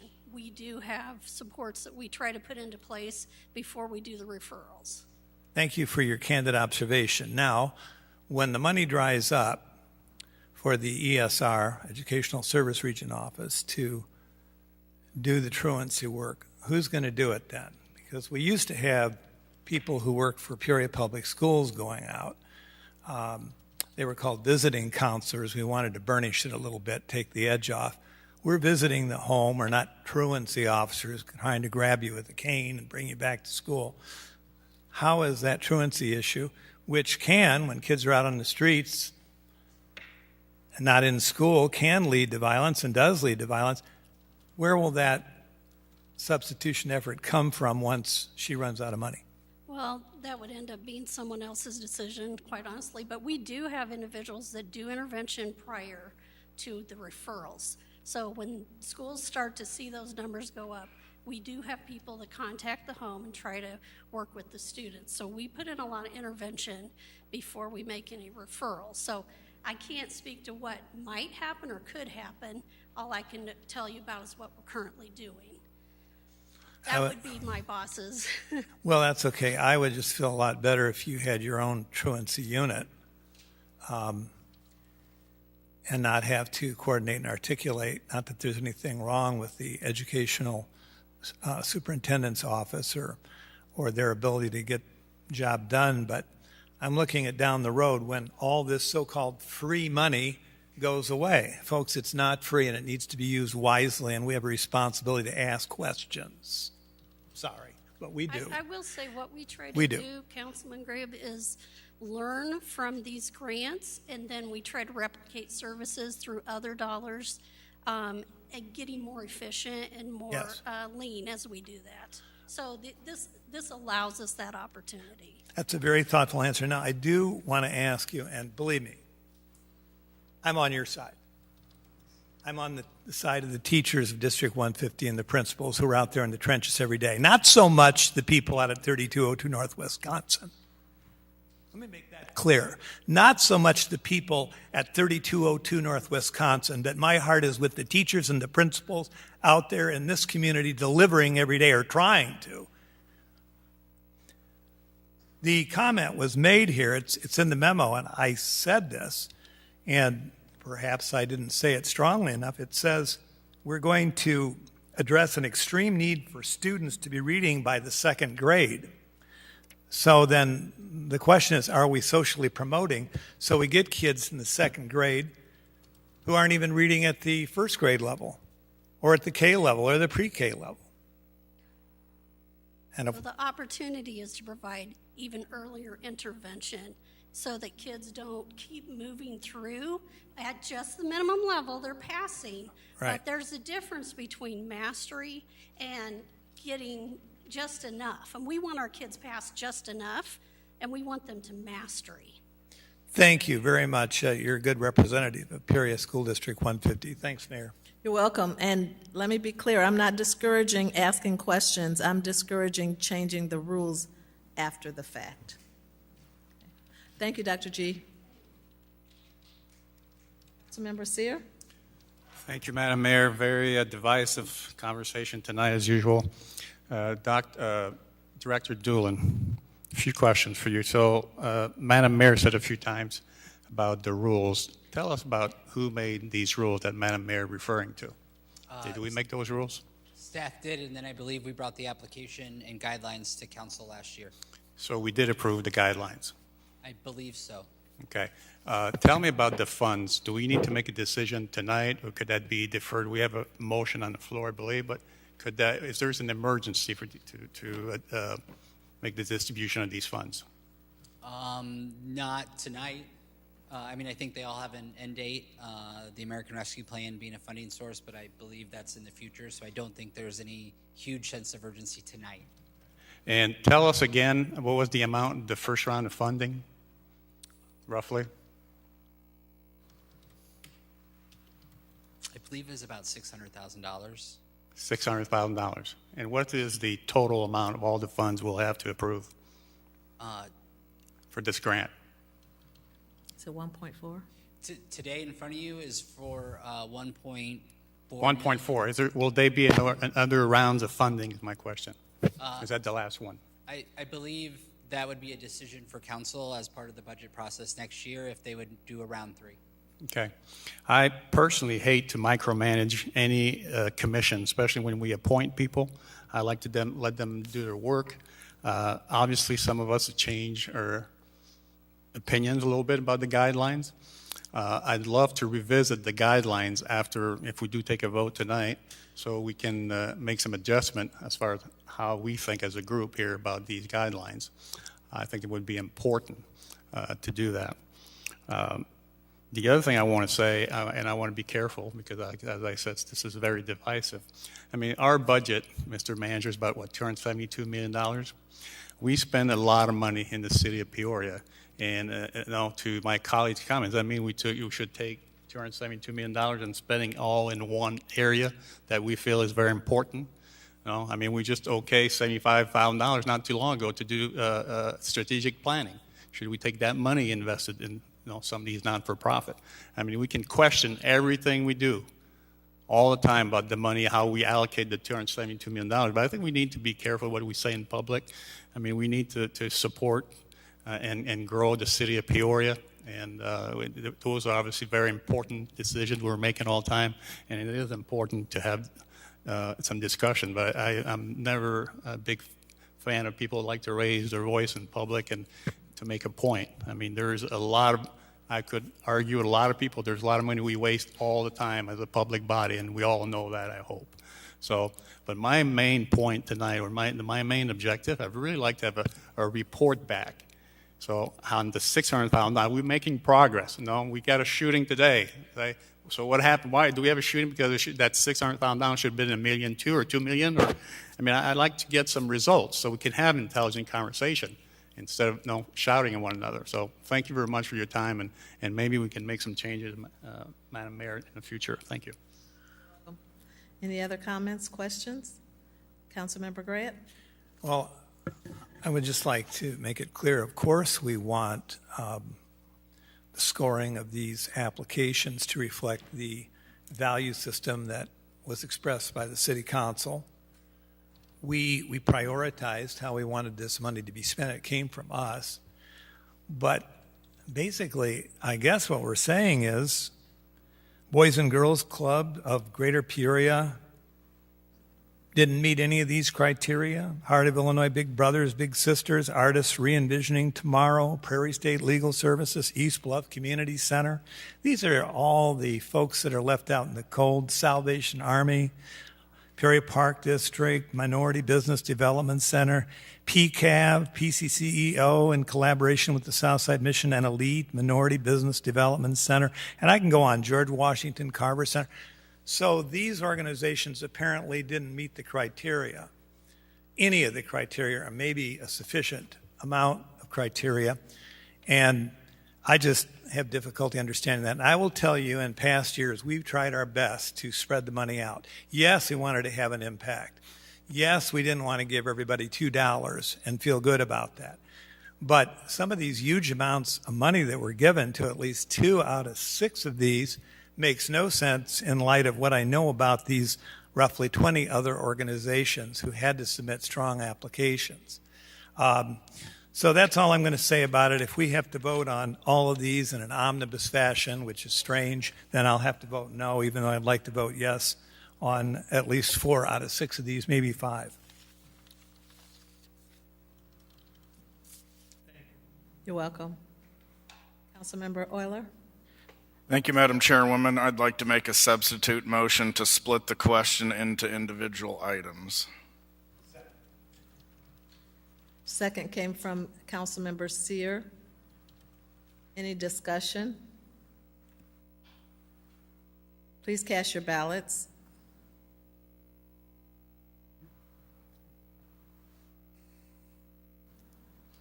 Motion passes with 3 nays, Ali, Allen, and Kelly.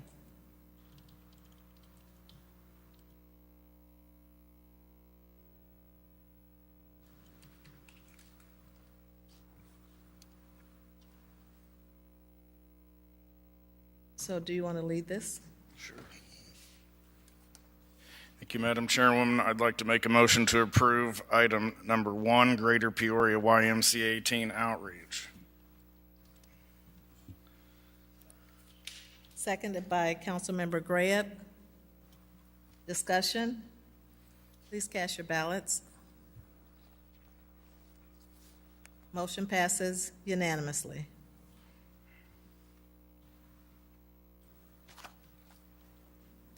Councilmember Euler? Councilmember Sear? Can I ask a point of order? Did we have a motion in a second? We did. Then don't we have to eliminate that motion, Mr. Hayes? Well, Councilman Euler made a substitute motion that was seconded and was voted on unanimously. So that was... There were 3 against, but it was successful. Did you hear You're right, him? it was 3 against. Sorry, my apologies. Yeah, the substitute passes, so you don't go back to the... Have your answer? No, I didn't hear what he said. Council Hayes? I didn't hear your answer. Under our rules of procedure, that's an amendment. That's a motion to amend. Those amendments are in order. It was voted on by a majority of the body. Thank you. And so now it's taken up in separate fashion. Thank you. Welcome.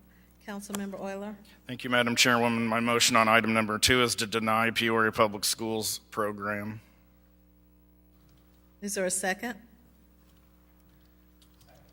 Seconded by Councilmember Graham to deny Peoria Public Schools. Please cast your ballots.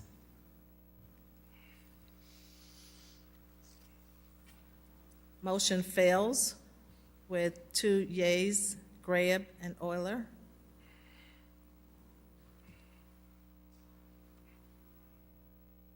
Council Hayes. So if council could favor us by positive motions rather than negative, it'll help us with the next question that's coming to me, which is, what does that mean? Now is, because we've just, the motion to deny has failed, what's the issue? Please make the motions positively or don't make them. You can make a motion and vote against an item, but making negative motions turns my life into a procedural gobbledygook. I would say that the item's now before the body. That the item is So a what? motion to approve would be in order at this point if the favorable side wants to do that. But Sure. going forward, Sure. if we could have the motion stated positively, it would make the procedure simpler. Thank you. Thank you. Councilmember Kelly. I move to approve the item number 2, Peoria Public Schools. Is there a second? Seconded by Councilmember Allen. This is to approve Peoria Public Schools program. Please cast your ballots. Motion passes with 2 nays, Graham and Euler.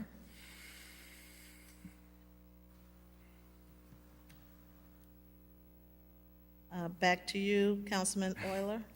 Thank you, Madam Chairwoman. I move to approve item number 3, Peoria Regional Office of Education project start. Seconded by Councilmember Graham. Please cast your ballots. Motion passes unanimously.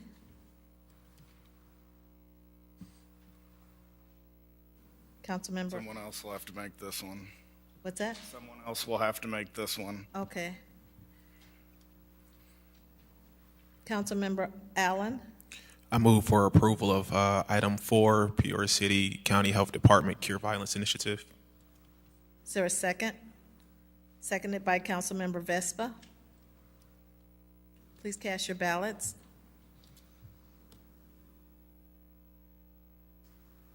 Motion passes with 3 nays, Graham, Euler, and Valpula.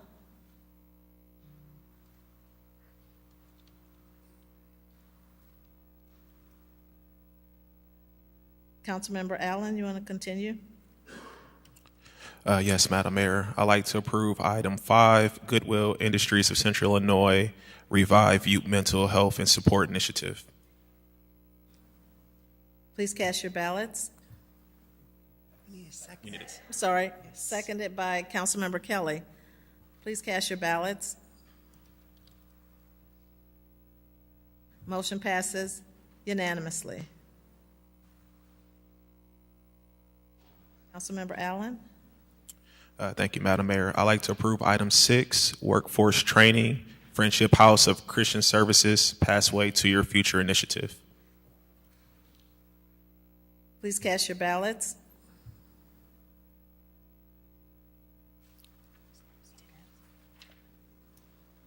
We need a second, Madam Mayor. A second? Yes. Seconded by Councilmember Graham. Please cast your ballots.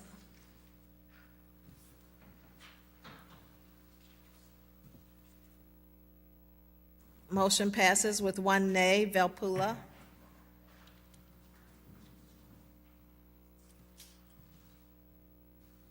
Is there another one out there, Councilmember Allen? No, Madam Mayor, that was it. Okay.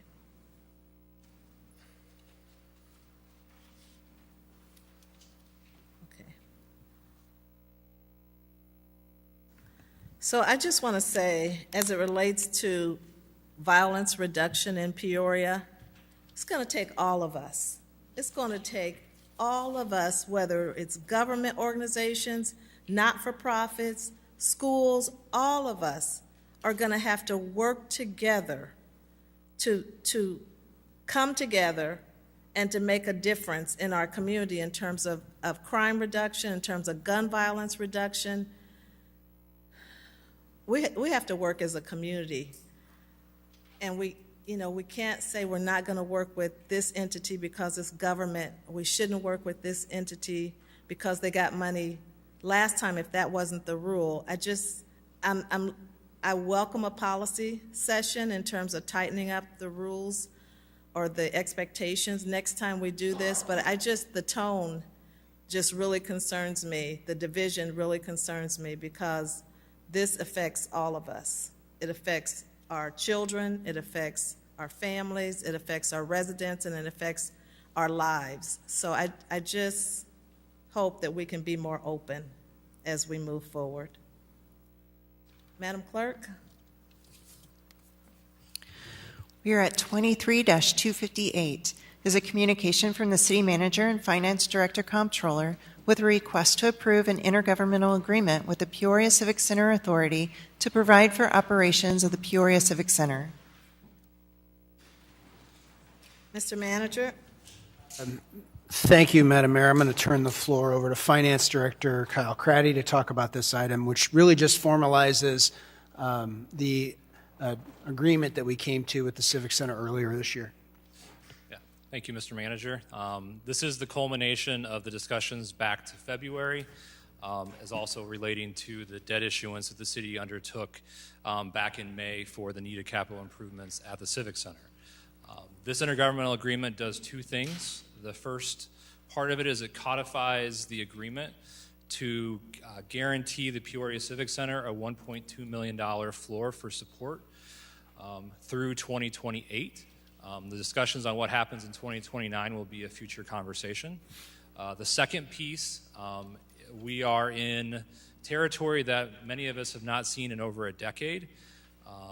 We are seeing an interest rate environment where we are earning more on our bond proceeds than we are what we're paying on those. And so this agreement requires that the Civic Center hold any interest earned, subject to them meeting the spend down requirements, so we do not have an arbitrage calculation that needs to be paid back to the federal government. So that money will be held in a separate account up until they have met those spend down requirements. That's really the nuts and bolts of what's added to this agreement, and I'm more than happy to answer any questions. Questions for Director Craddy? Councilmember Sear? Thank you, Madam Mayor. Again, thank you, Mr. Craddy, for our meeting today. Just one or two questions. Number one is we are making a commitment, or you're asking us to make a commitment of $1.2 million from HRA money that would be leftovers, right, until the next 2008, 2009. So what would happen if we don't have any leftovers from the HRA tax? Yeah, absolutely. To clarify as part of that, so this agreement does put that $1.2 million floor in for that support to the Civic Center. In those years where there may not have been that excess amount of HRA, so let's just say, for example, it's only $600,000. We will continue to track that amount that the city is in essence funding out of its general fund and repay ourselves in 2029 when the remaining Civic Center debt rolls off in 2028. So we would go to the front of the line for repayment on that amount. Thank you, sir. Next question tell us about the bridge loan and the loan that we made to the Civic Center also, the second loan we made to them. Absolutely. I believe it was back in November of this last year. The Civic Center was the recipient of a DCEO grant to do some needed capital improvements in their facility at the tune of $25 million.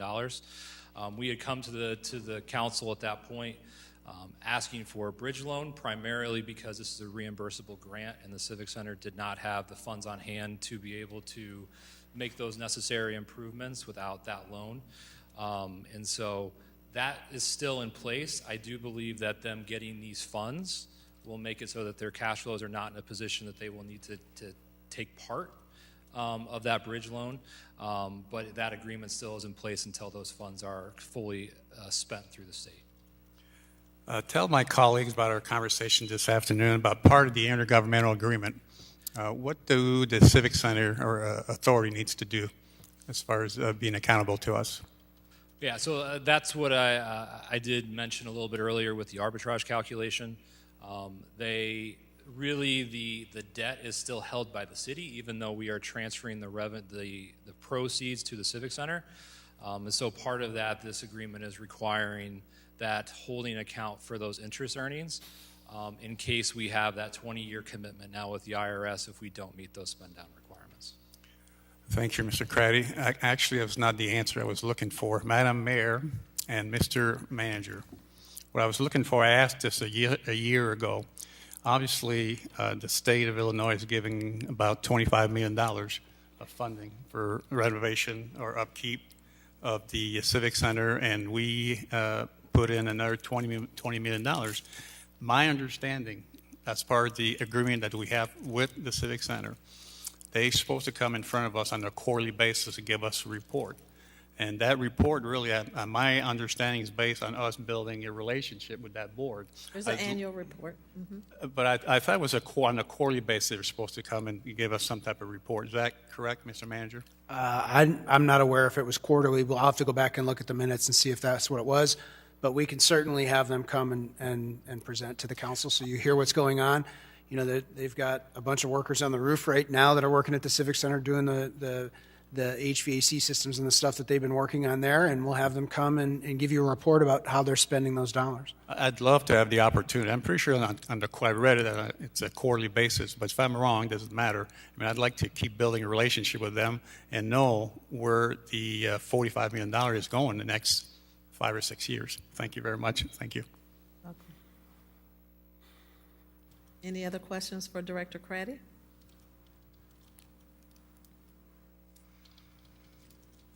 Councilmember Kelly? Thank you, Madam Mayor. I haven't researched this, Director Craddy, so forgive me. But how close are we on the $1.2 million? Yeah. So, for example, this year to date already, they've received $1.7 million. So excuse me. The $1.2 million is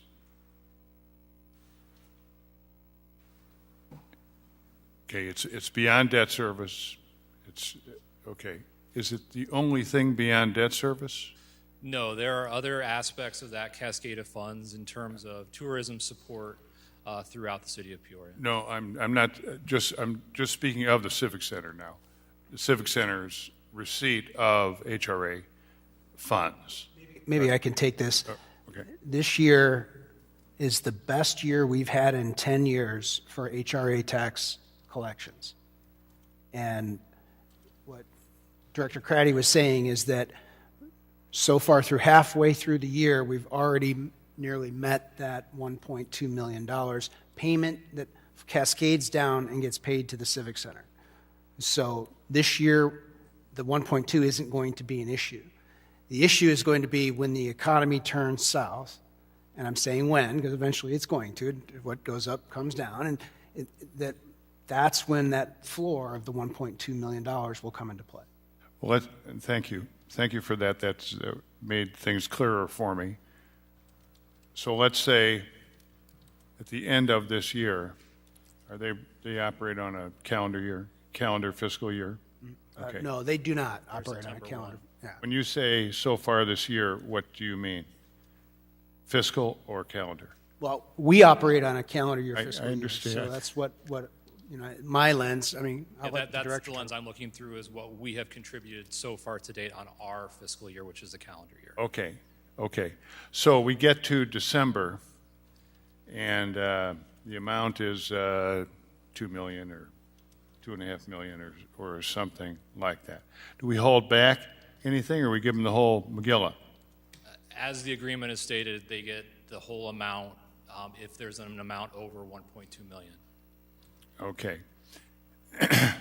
However, if we hit a downturn and they only realize $800,000, we're going to give them another $400,000. That is correct.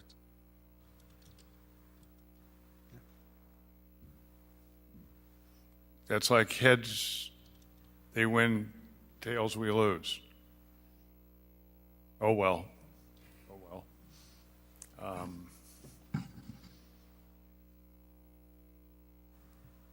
Okay. Thank you, Director. Thank you, Madam Mayor. You're welcome.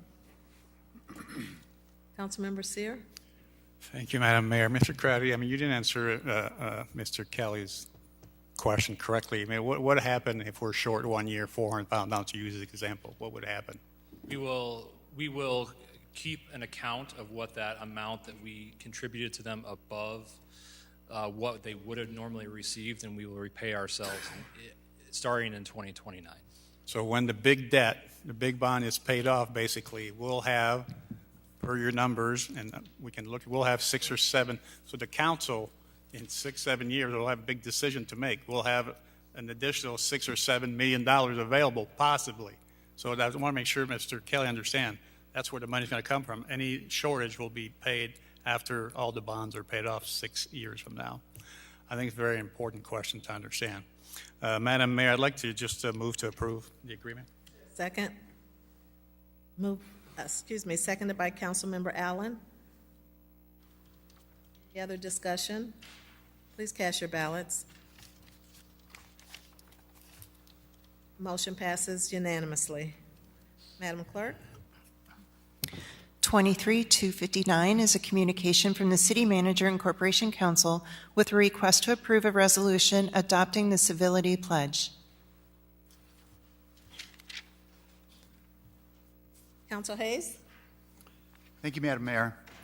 As you know, at the IML Spring Board meeting, the IML Board of Directors requested member cities, that's quite a few of the 1,295 cities, villages, and towns throughout Illinois, to consider adoption of the Civility Pledge.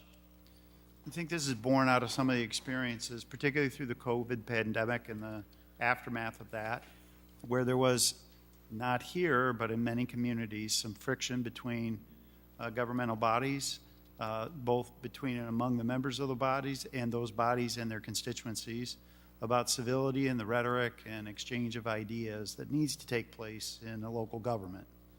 And so this Civility Pledge is a positively stated set of ideals. I will point out that Councilman Graham was kind enough to reiterate to me that historically the City Council has had some complementary terms in its code of conduct.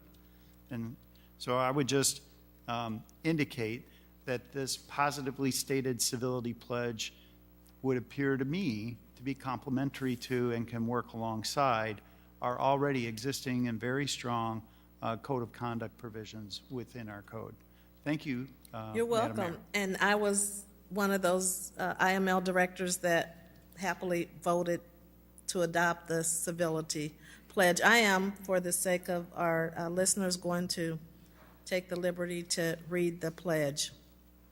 A resolution of the City of Peoria adopting Civility Pledge. Whereas the City of Peoria recognizes that the public exchange of diverse ideals, viewpoints, and robust debate are essential to democratic self-governance.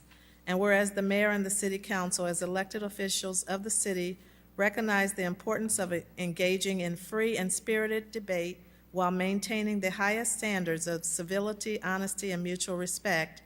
And whereas the Illinois Municipal League has adopted a civility pledge which encourages the core tenets of civility. And whereas the civility pledge states, in the interest of civility, I pledge to promote civility by listening, being respectful of others, acknowledging that we are all striving to support and improve our community, and understanding that we each may have different ideals for achieving that objective. And whereas in order to publicly declare a commitment to civil discourse and to express concern for the common good and well-being of all residents of the city, the mayor and the city council have determined it to be in the best interest of the city to adopt this resolution. Now therefore be it resolved by the mayor and the city council of the city of Peoria as follows. Section 1, the foregoing recitals shall and are hereby incorporated as findings of fact, as if said recitals were fully set forth herein. Section 2, the civility pledge as set forth in this resolution is hereby adopted. Section 3, the elected and appointed officials of the city are asked to sign the civility pledge and adhere to it during all public meetings and in all official actions. Councilmember Kelly? Thank you, Madam Mayor. I'm in favor of civility. I'll be honest with you. I think, and I'm quite willing to sign this civility pledge. I think it is important for the public to know that our council rules, both before tonight and after our adoption of the revised council rules, did say very, very well that we are to be a civil body and that we are to respect one another, and yet in the midst of not agreeing with one another. Sure. So just to make it clear, the IML, I think it's great that the IML is catching up with the city of Peoria. We've had such rules that we've signed for many, many years. Thank you, Madam Mayor. You're welcome. Would you like to make a motion? Yes, I would move to approve. Okay, is there a second? Seconded by Councilmember Gordon Young. Any other discussion?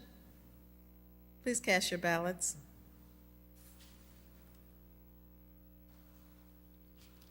Motion passes unanimously.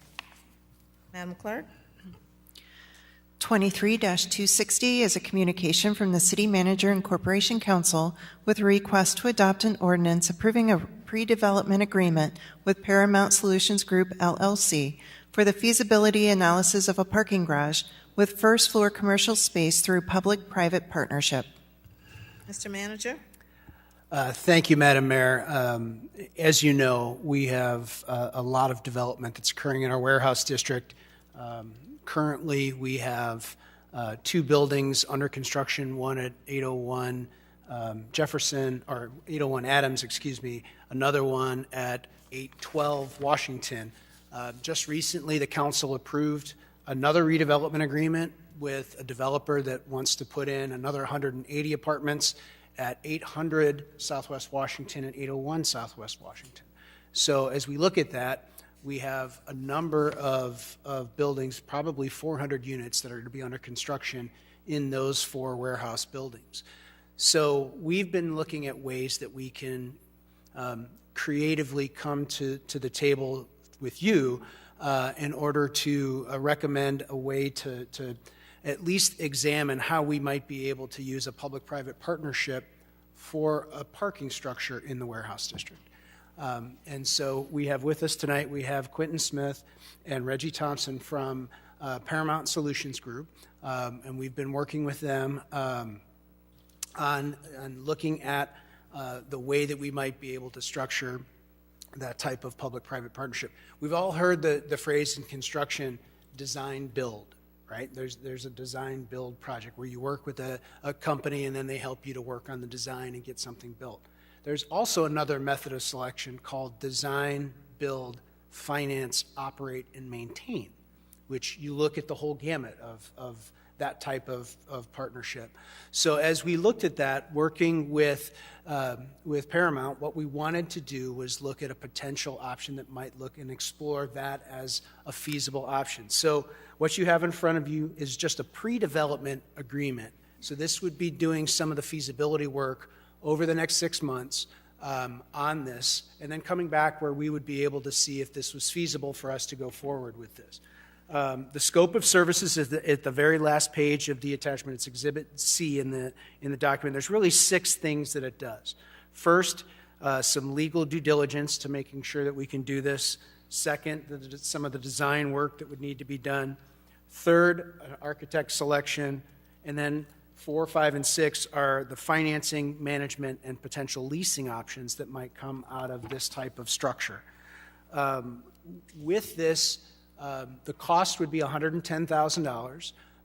It's broken out into 3 partners that Paramount has. There's Paramount itself at $45,000, and then there's $50,000 for Walker Parking Consultants, and then the last bit would be for Ice Miller, which is a financing firm that would look at that as well. So this would be the parking structure would be, as you know, we've acquired land in the 800 and 900 blocks of Washington Street for a potential future parking structure, and this would allow us to do that work and to go forward with that.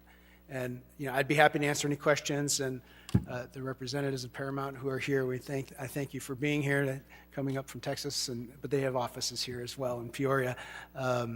We're able to be here to answer questions that you may have as well. Mr. Smith, do you have any opening comments? Well, first off, good evening, Madam Mayor and Council. One thing about these types of opportunities that they bring to the table is really that flexibility for you. And so everyone knows that, we can design something, you can build something, but as Patrick alluded to, this brings the entire gambit. So the other nice thing about this being a pre-development agreement as opposed to being a full development agreement is that you're not locked into this process for the next 30 years right off the bat. There's this really strict due diligence period that goes through, from understanding how it's going to be designed, how it's going to be built, what's the best constructability way of doing it, how can it be operated, and then really looking at all the various options of financing. Is there, funds that are available that we can bring in from grant funding, different opportunities, what's the revenue that it's going to bring into to play, as we talk about that residential, that commercial component on the bottom level as well. What's those residential, those impacts financially. So this type of a method and this type of agreement really gives you the best case scenario where you can understand exactly what you'll be getting into long before you sign any type of agreement to get you locked in for a 30-year period or whatever the case may be. Okay. Any questions from council? Okay. Can I get a motion on the floor? Oh, we got a question, or Councilmember Euler? Just a motion. Thank you, Madam Chairwoman. Move to approve. Okay, seconded by Councilmember Allen. More questions, please cast your ballots. Motion passes unanimously. Thank you very much. Thank you all. Thank you very much. Madam Clerk? 23-261 is a communication from the City Manager, Corporation Counsel, and Director of Community Development with a request to adopt an ordinance placing a 90-day moratorium on tobacco licenses in the City of Peoria. Council Hayes? Thank you, Madam Mayor. As you all know, last week staff was directed by Councilman Grab to bring back a moratorium on tobacco licenses. I want to make a few comments about moratoriums. They're disfavored under the law. They need to be restricted to time. They need to state the reasons. We've incorporated those ideas. We'd ask Council to consider approving a 90-day moratorium on the issuance of tobacco licenses. We're going to need to review all the existing licenses and come back to the Council with some classification of those licenses, which is legal under the law, but it has to be reasonably based. And so we want to develop the record of why we're creating classes, why those different classes are going to be treated differently from a regulatory standpoint as well as a licensure fee standpoint, so that the fees will be reflective of the licensure process. And so we're looking in particular from a starting point at the standalone tobacco and vape shops, which are proliferating, and to deal with some of the related chaos that occurs at some of the tobacco outlets that's similar to what we see in our liquor environment. So you can look at some similar classifications and similar approaches, although this will be likely much simpler than our regulatory environment in liquor. I would also indicate that one of the issues facing the council when they establish a moratorium is what do we do with existing licenses? And so I've asked Councilman Grab to consider making a motion tonight to amend the item that's been placed in front of you. That amendment would take into account the 4 applications that staff has received prior to tonight. All 4 of these applications were pending, had already been filed with the city before Councilman Graham made his public declaration and direction to staff at the last city council meeting. In fact, these 4 entities could be stated to have established their application status prior to any announcement by the city of a moratorium. And for that reason, we're asking that those 4 applications will be considered and approved or denied in the ordinary course as we normally do under the city's ordinances, policies, and procedures, in fairness to those applicants who have already applied. There are no other applications pending. Those applications are Griswold Food and Market, which is at 1840 South Griswold, and that replaces what was formerly the Southside Market.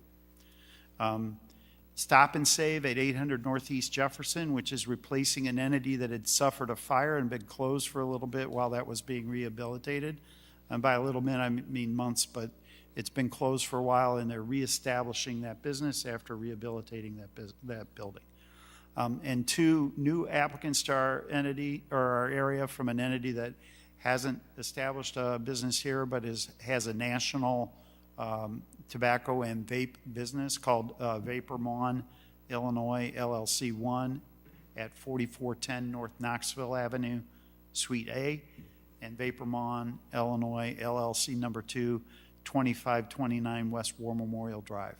Our recommendation is that to avoid a controversy, which we think would be likely, particularly with regard to this new entrant, given the size of the organization and its national scope, that we ought to allow those to progress as ordinarily would and not interrupt them by the moratorium. We've scripted a motion for Councilman Euler to make that, or I'm sorry, Councilman Graham to make that motion see, I'm looking right at him, so sorry for the misspeak. But to make that motion to include that in the draft ordinance that's before you. I'd be happy to answer any questions you may have. Thank you. Are there any questions before? Well, I guess we can get questions after the motion. Councilmember Graham?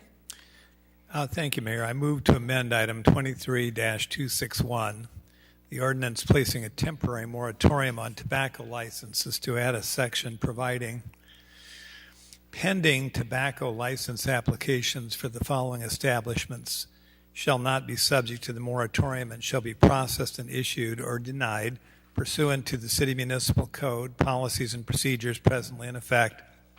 And that would include Griswold Foods Market, formerly Southside Market, 1840 South Griswold, Vapormon, Illinois, LLC, number 1, 4410 North Knoxville Avenue, Suite A, Vapormon, Illinois, LLC, number 2, 2529 West War Memorial Drive, and last but not least, Stop and Save, 800 Northeast Jefferson.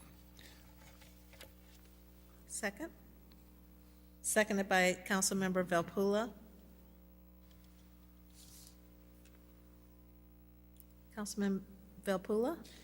Thank you, Madam Mayor. I just have a clarification question. So do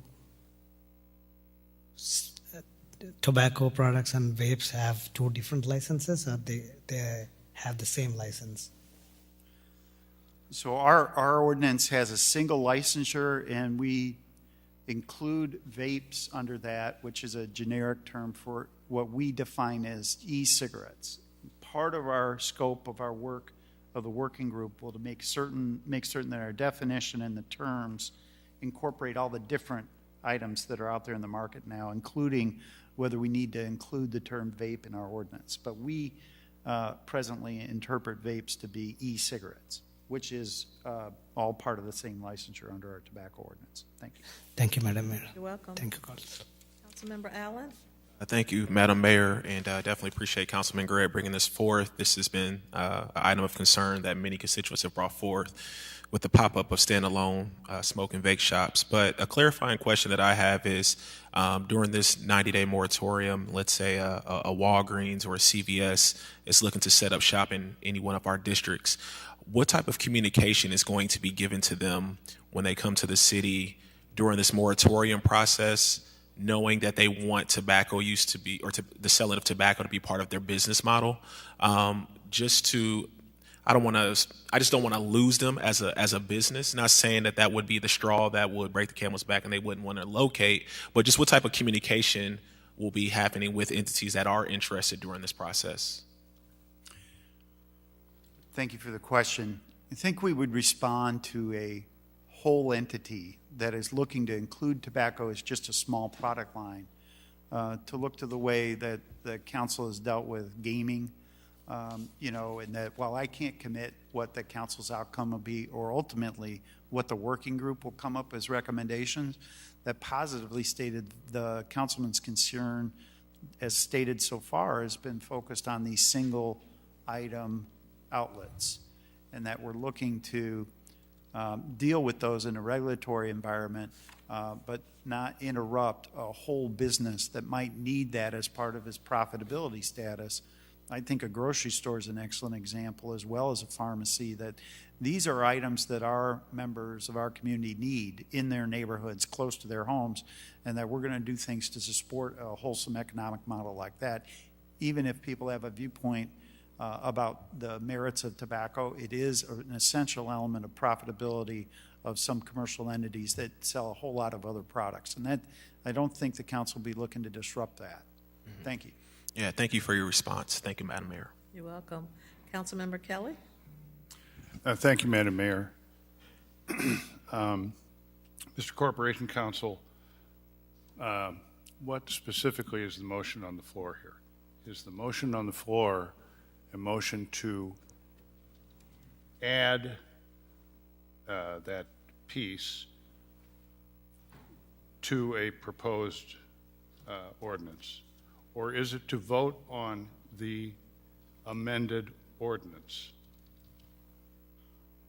The motion presently before is to amend the draft ordinance to incorporate this, and then there would be a motion after this, if this is successful, to adopt the motion as amended.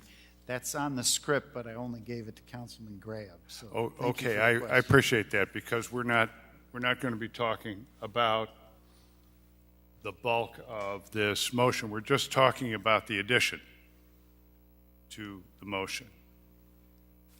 Thank you. Thank you, Madam Mayor. Yes, thanks for that clarification. And the motion doesn't say 90 days, but it still will be in the minutes, right? I don't see where it says 90.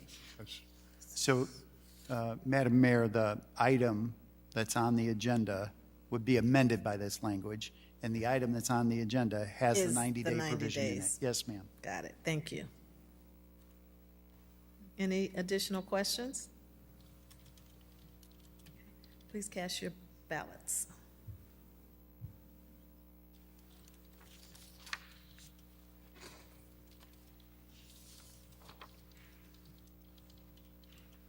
Motion passes unanimously.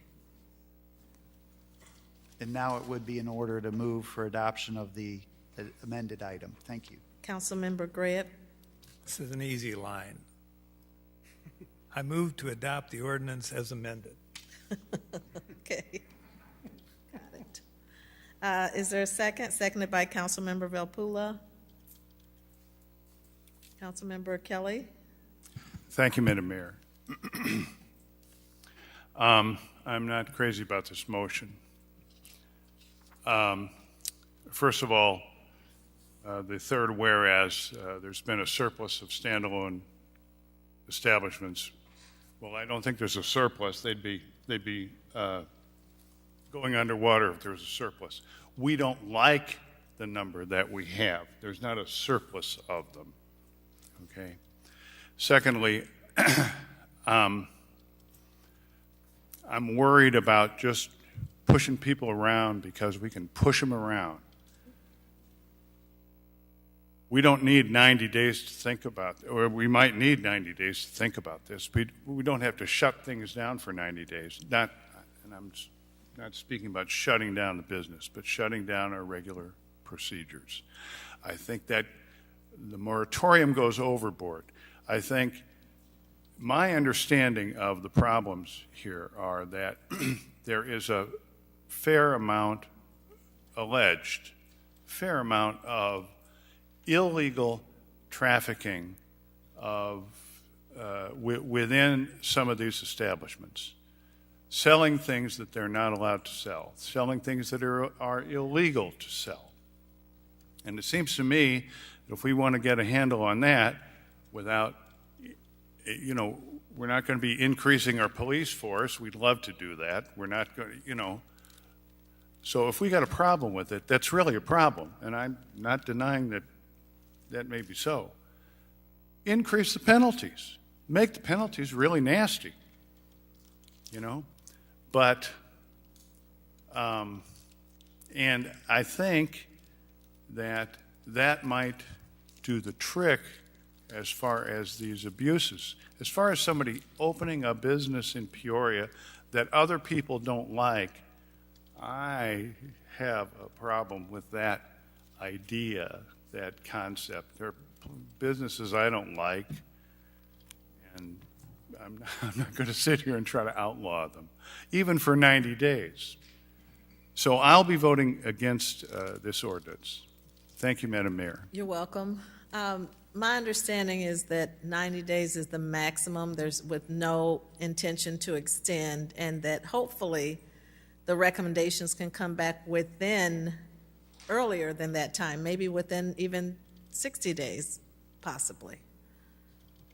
You're wanting to give yourself enough time, I know, and I'm concerned about the lengthy time period, as you know, but my understanding is you're going to try to give due diligence, and you're just putting in 90 days to allow sufficient time if needed.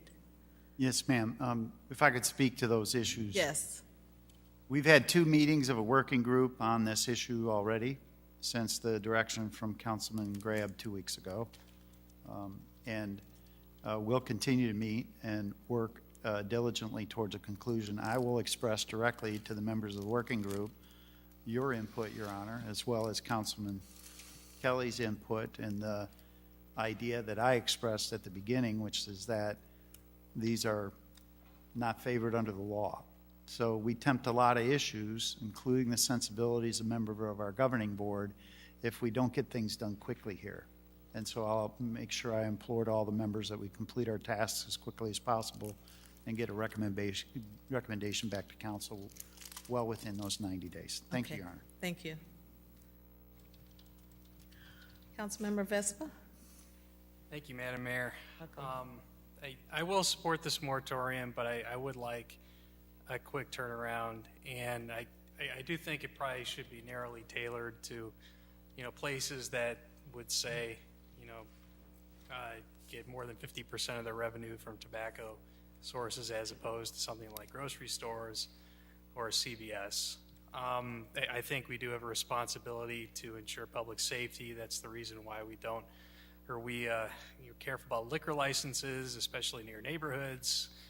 Why you can't sell body parts. I mean, there's obviously there's plenty of reasons, and tobacco kills, and it's not safe, and maybe it doesn't attract the best clientele for a neighborhood. So maybe neighborhoods have a legitimate reason to keep them away like they would a liquor store. So I mean, those are my thoughts. I'll reserve judgment on the eventual proposal. Thank you. Welcome.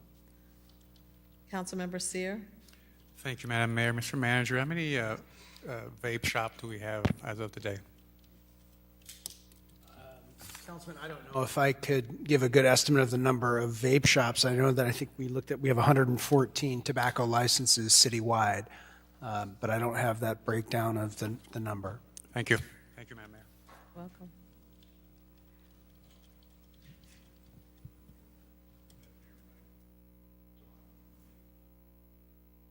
You say your mic is on?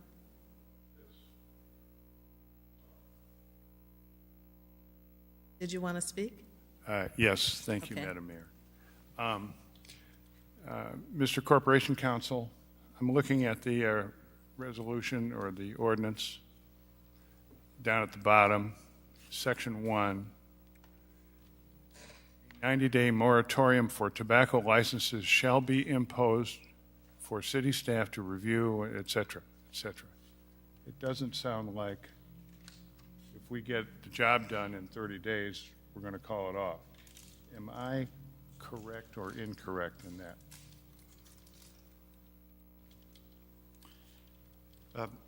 Without further council action, the moratorium would last for 90 days.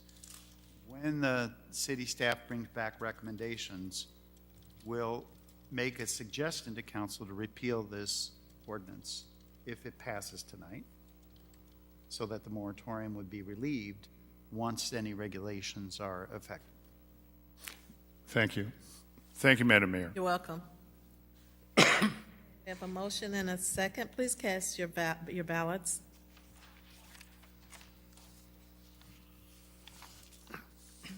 Motion passes with 1 nay. Kelly. Madam Clerk? 23-262 is a communication from the City Manager and Director of Community Development with a request for the following. A, approve and accept a grant of $7 million from the Illinois Department of Commerce and Economic Opportunity for construction and pre-development work on MacArthur Highway. And B, adopt an ordinance amending the City of Peoria 2023 revised annual budget relating to the capital fund to recognize the receipt of grant funding from the Illinois Department of Commerce and Economic Opportunity for construction and pre-development work on MacArthur Highway in the amount of $7 million. And item B requires 2/3 vote of council members voting, but no less than 6 votes, and we'll need separate votes on each. Mr. Manager. Thank you, Madam Mayor. I'd like to turn the floor over to Community Development Director Doolin, whose team has done really a yeoman's work working with DCO to get this grant to this point where we are right now. So, Director. Thank you, Mayor. Thank you, Council. As part of the capital budget, the state passed, I believe, 2 years ago. There was an earmark in there specifically for $10 million from MacArthur Highway to be used for construction and development work that occurs there. They've released $7 million of that money, amount of money to the City of Peoria to move forward. So this would just accept that money. Any grant, any engineering work, construction work that will occur will come back to council with those contracts. Of the money that's been released, $5 million of it is specifically for construction.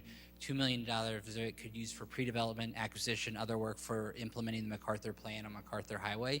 Any money that's left over from that $2 million will go towards the construction cost because they likely will be more than the $5 million available, but hopefully we'll get the other $3 million released fairly soon as well. So I want to thank the staff for the work they're doing on that MacArthur stretch in 61605. This complements the work of our land bank and complements the work of our code enforcement staff in that area. So just excited for this project to get forward in 61605. Are there any questions for Director Doolin? Councilmember Kelly?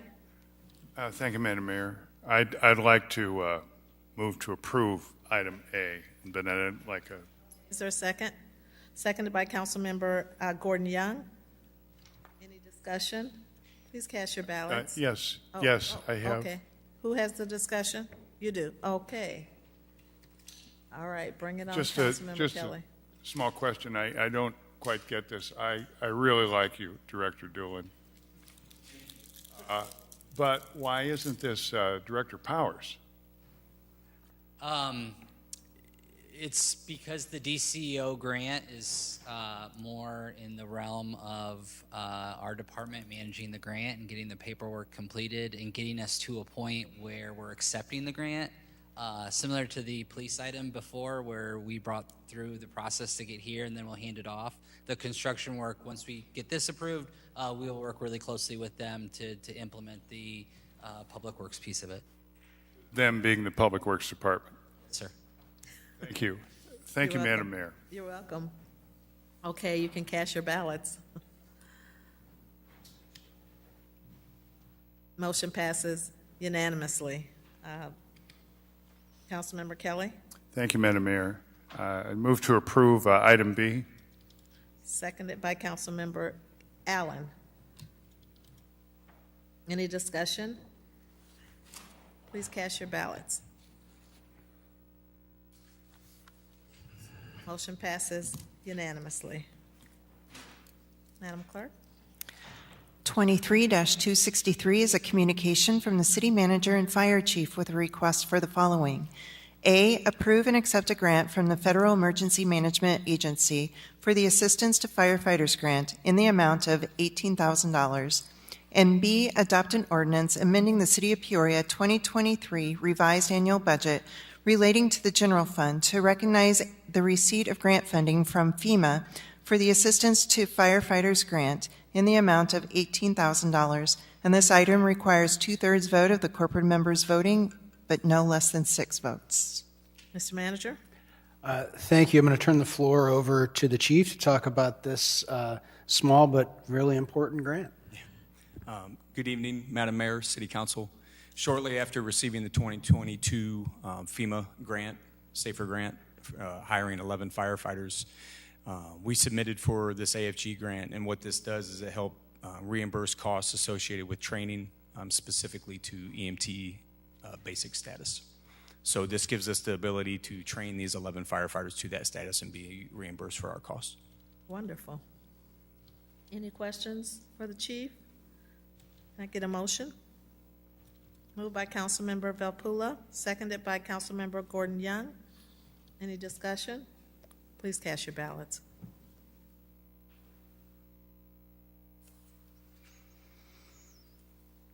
Motion passes unanimously. Thank you, Chief. Madam Clerk? We need a vote on item B. Oh, but also, okay. Councilmember, who was that? Councilmember Velpula? I'm sorry, there you go. Madam Mayor, move to approve item B. Seconded by Councilmember Gordon Young. Any discussion? Councilmember Graham? No, I'm on board. Okay. Please cast your ballots.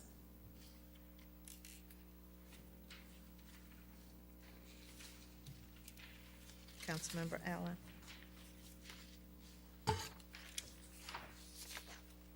Motion passes unanimously. Thank you. Madam Clerk?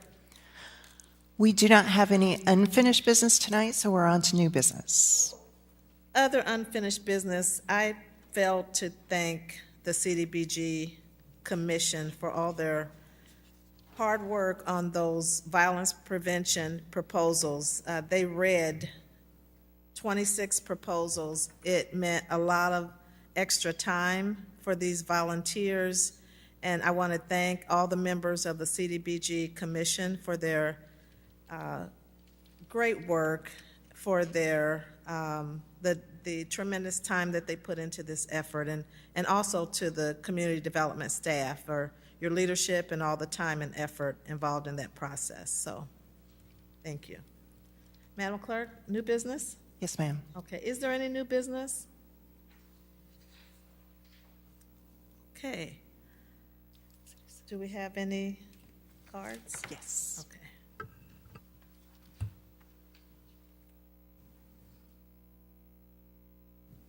Thank you. For citizens' opportunity to address the council, we first have Mr. Terry Burnside.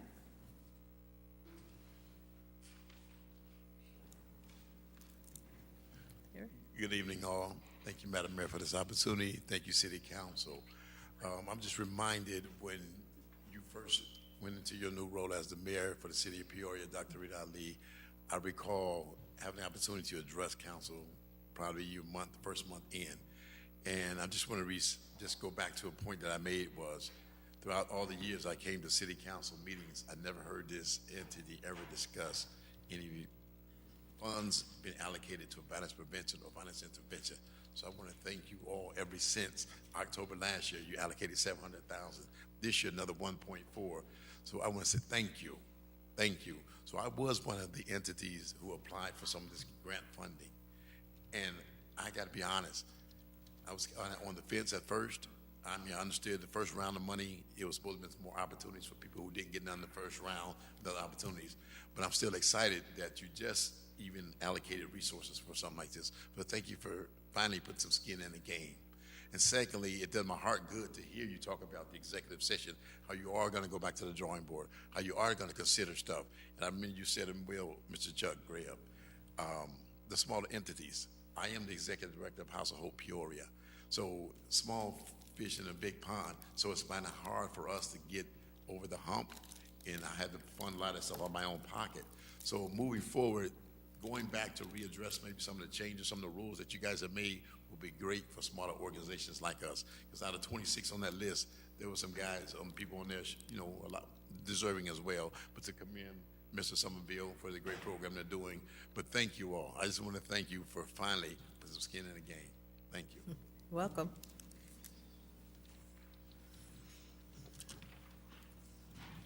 Next we have Vivian Taylor.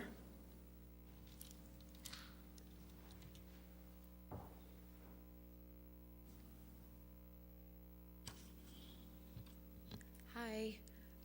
Good evening, City Council Mayor Ali. As a new resident who moved my businesses to our city from out of state, I'd like to make a suggestion for the betterment of the city's amended rules, council's amended rules that was read first tonight, although I'm not sure that actually happened. It was on the agenda when I read it at 5 o'clock. Just in case, just in 2023, I've heard at least 3 citizens suggest that public comment be prioritized on the council's agenda. The council and longtime residents have surely heard these pleas numerous times before.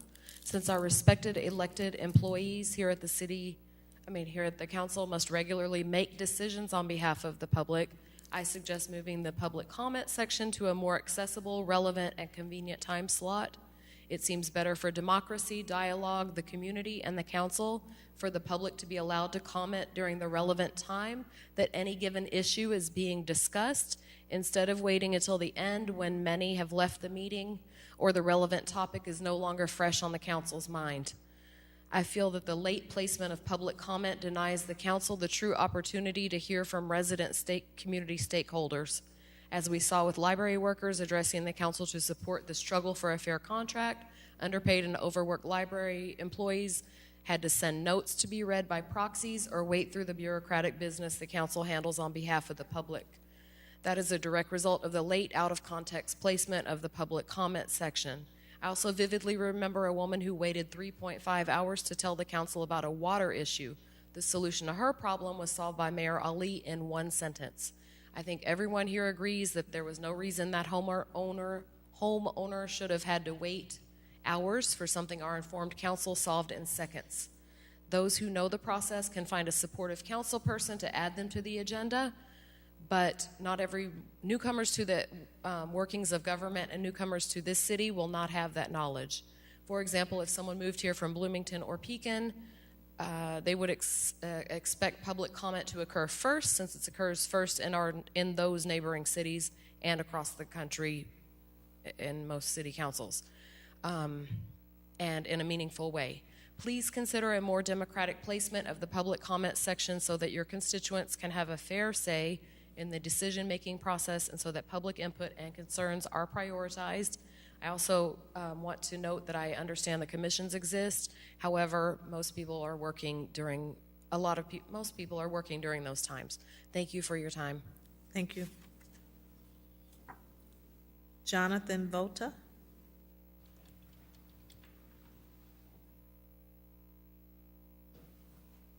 Hi, I'm Jonathan Voda. I'm kind of, I feel a bit young for this stuff. I'm trying to get more involved in my community, my city, and so that's, I guess, part of why I'm here. I kind of want to just speak qualitatively over some things that that both the council and the city at large seem to be talking about a lot. And I apologize maybe if it's, I don't know what the formality of all this is. So, as you, I'm a little nervous. As you move forward with some of these plans you discussed tonight and other things such as the MacArthur Highway, or added parking infrastructure in, Washington Street, I want to express my concern that it is frankly imperative that when we build further infrastructure, these things we build, they're not literally permanent, but they last for a very long time, and so it is important to and I'm sure you know, important to consider what value it brings to the community, including transit and biking infrastructure. In my opinion, is one of the most important pieces of the puzzle you are building that is a city. I briefly looked at the proposal on my phone for the MacArthur Highway thing, and I could be completely wrong, but it looked like an added bike lane was just painted lines that does not protect a bicyclist from Ford F-150. I don't know to what degree of permanence there is in that proposal. As I said, I'm new to these things, but I just want to say that at least in regard to biking infrastructure, it is imperative to create physical barriers between cars and bicyclists. And if you provide people with the option to move around in ways that are not their personal car, over time, the cultural building, they will do that. You will require less parking downtown if we have less vehicles on the road. And I understand that parking is, an ongoing debate for this city, and it's a concern of business owners and such.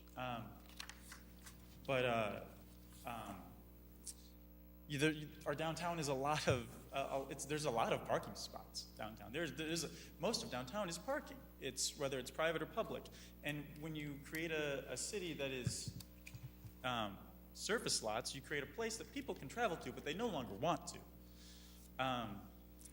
So again, I'm not entirely sure what I'm asking you to do, but other than just to keep these things very, very present in your mind as you build these plans for yourselves or with contractors or however it works. I will comment a bit on the vape debate. I think it's important, but also a little strange. I don't partake in nicotine myself, but almost everybody I hang out with and know does. And I will say that no one has a hard time getting a hold of vape. And Peoria is becoming a butt of a lot of jokes for how many vape stores and car washes there are. Now, what that translates to in regard to regulation and ordinances is a different discussion. Whether the city should or ought to do something about that, I won't say. But you yourselves should consider what kind of city we're building. Do you want people to? Do you want to be the butt of those jokes? Let me look at my sticky note here while I have 43 seconds. Let me just say that I think it's imperative to build a city. I am concerned that in some places we are building a city that is not for Peorians and for people, but for businesses, private interests, and other sorts of things. And I trust that all of you work in good faith. So please continue to build a city for Peorians. Thank you. Thank you. Thank you for participating in strategic planning, too. I remember you. Thank you. Yeah, it was a very interesting day. Yeah. Doris Coaster.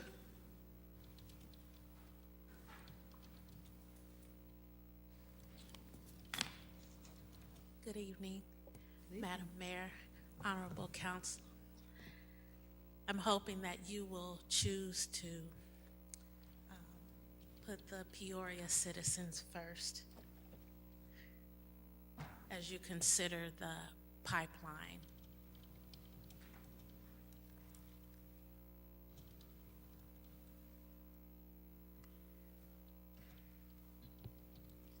I just want you to know that BioUrgia and Wolf will be here on Wednesday, July 26th at 6 p.m. at Carver Center. I am hoping that I will see many, if not all of you there, with a topic this serious, where it involves public safety, where it involves you being the voice of the people. It's important that you do due diligence, each one of you individually, so that you know the facts about what concerns a carbon dioxide pipeline would pose for the city. We also have victims of the Satarsha, Mississippi pipeline blast. They will be coming to Peoria August 26th, and as I hear more information, I will make sure that you are aware also. Thank you so much for your important time. Thank you for what you do. Thank you. Madam Clerk? We are at executive session. Okay. I would like to invite a motion to adjourn and to convene in closed session immediately following adjournment of the City Council meeting pursuant to the Open Meetings Act 5 ILCS 120/2C11 to discuss pending litigation and pursuant to the Open Meetings Act 5 ILCS 120/2C21 for approval by the body of closed session minutes. Please cast your ballots.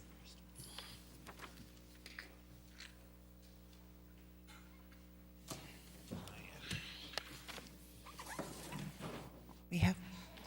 Passes unanimously. Did we have a motion, Madam Mayor? Who made the motion? Oh, Council Member Euler, I need a second. Seconded by Council Member Vespa. Thank you. Welcome. Thank you for your service.